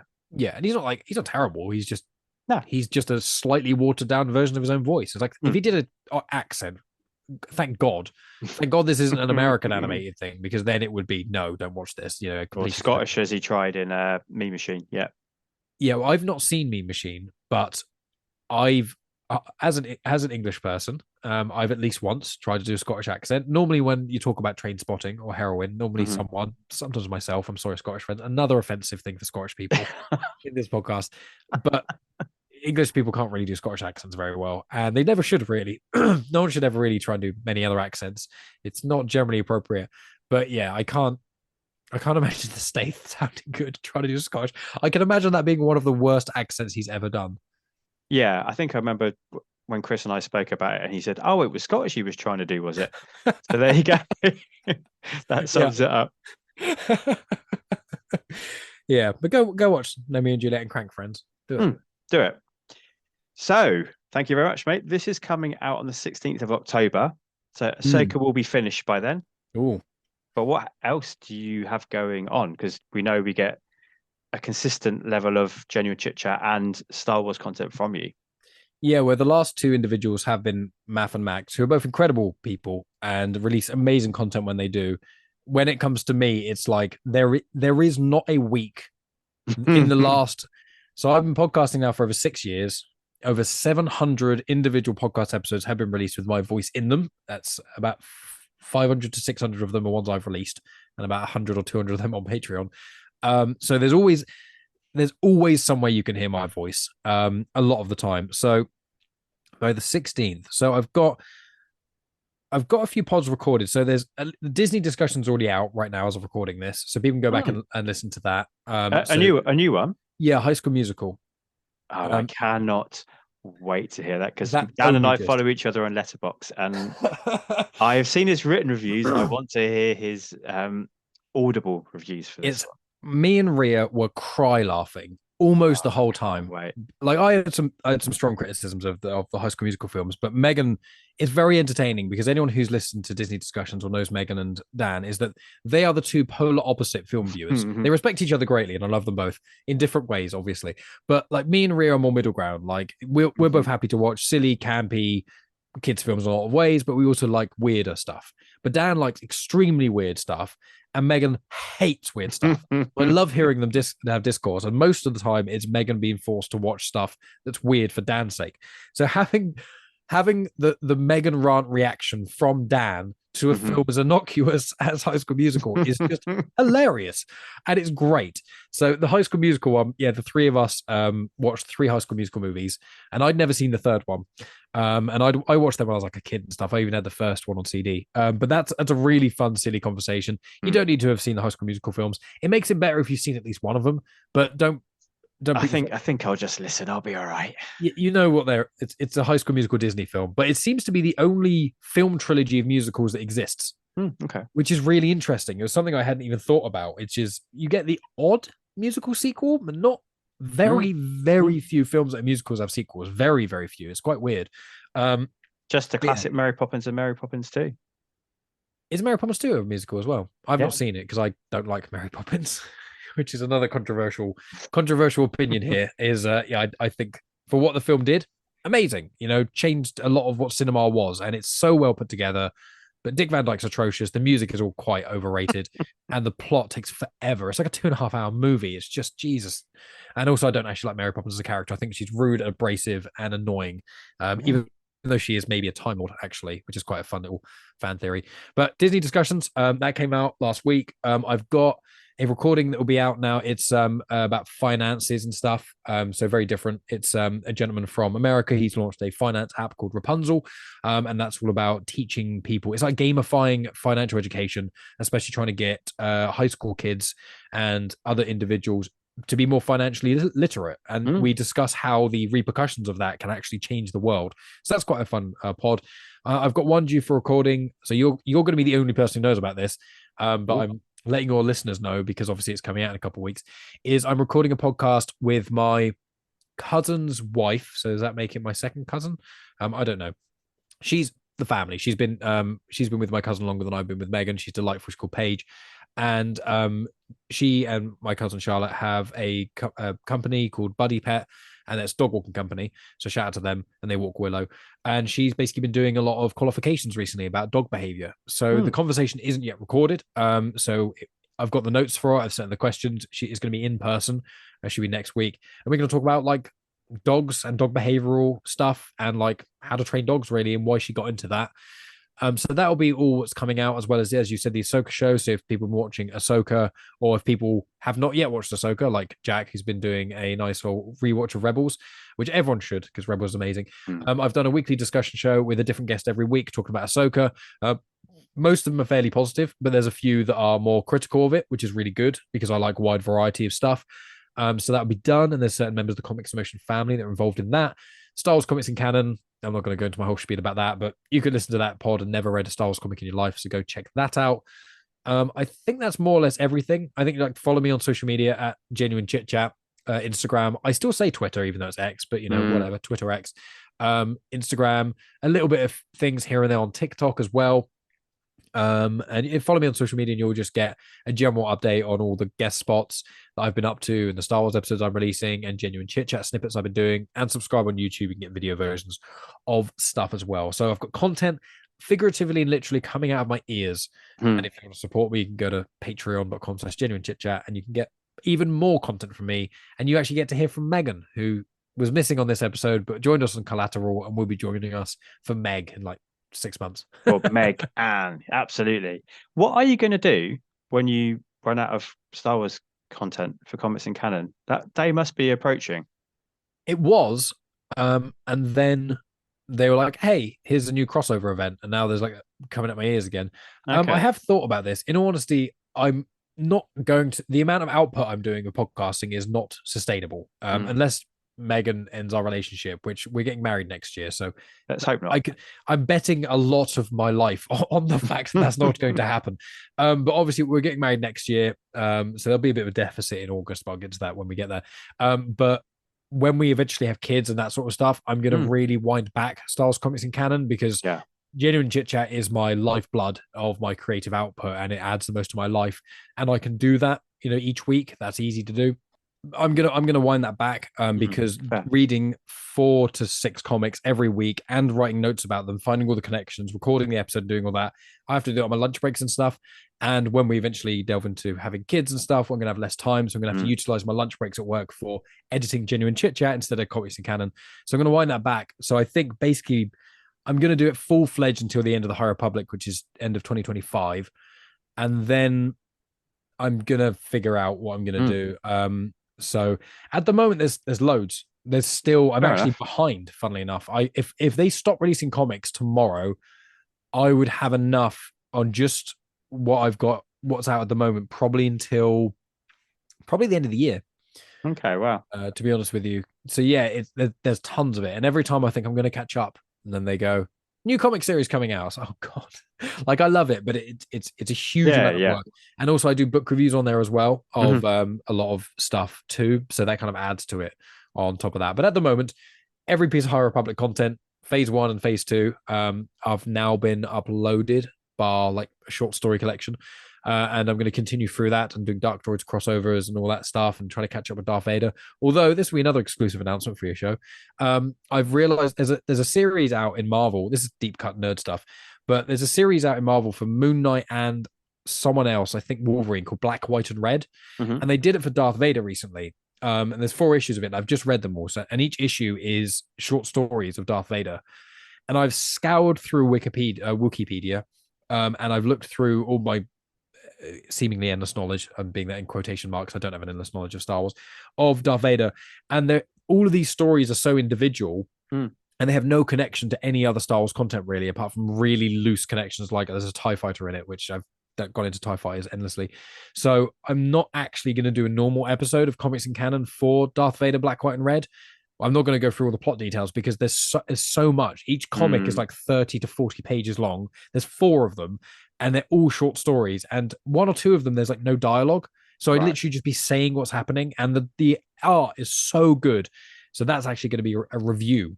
I don't do comic reviews normally. It's going to be a full-on review of things on that. It's not going to be talking about connections because there literally aren't any. It's just...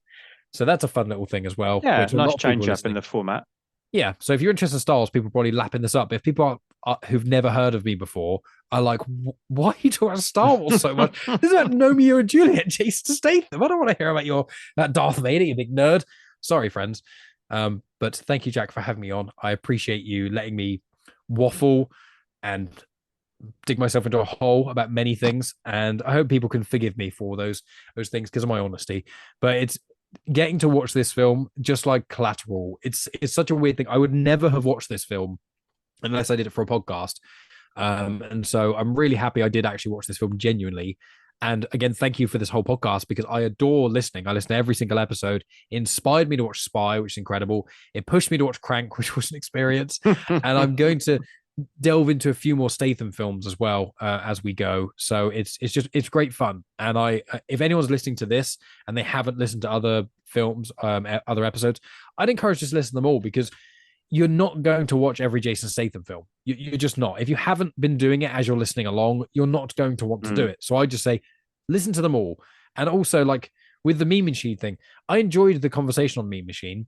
I cannot remember anything about the plot of that film from your podcast. And that's no shade on your podcast. It's just... Yeah. So it's like, people go listen to all the episodes because even if it's a film you haven't seen, even if you may even consider watching it one day, like I'm probably going to watch Expendables sometime in my life, it doesn't ruin it in any way. So please listen to every episode of Back to the Filmography if you've got this far listening to me rant off about Star Wars. Oh no, I appreciate that, mate. And I appreciate you and keep making that content because we know it is not just me and not just a couple of people. We all appreciate how much you're putting out into the world. It's a lot of work, but it does. Every time I think of winding it down, it's like, oh no, people say nice things about me, so I'm gonna or get something out of it. I'm like, oh, maybe I'll wind back, and then a Star Wars author's like, I'll come on your show, and I'm like, another year of motivation. So yeah, thank you. I do appreciate that. Yeah, keep it up.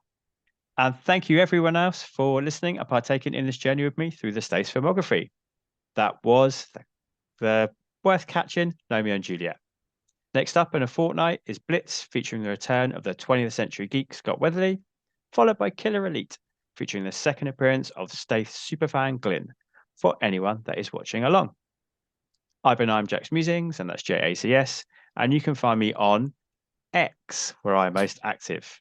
I have to remind myself too. You can also contact the show directly on X under the name Back to the Filmog. Make sure you use the hashtag Follow the Filmography. I'm also a proud member of the Comics Emotion family, a super place full of the world's greatest people, dedicated to bringing you podcasts on a variety of geeky topics. So please make sure you take the time to search, subscribe, and rate our shows whenever and wherever you listen. Until next time, be excellent to each other, and make sure you take the time to treat yourself too. I am Jack signing off. Yippee-ki-yay, movie lovers.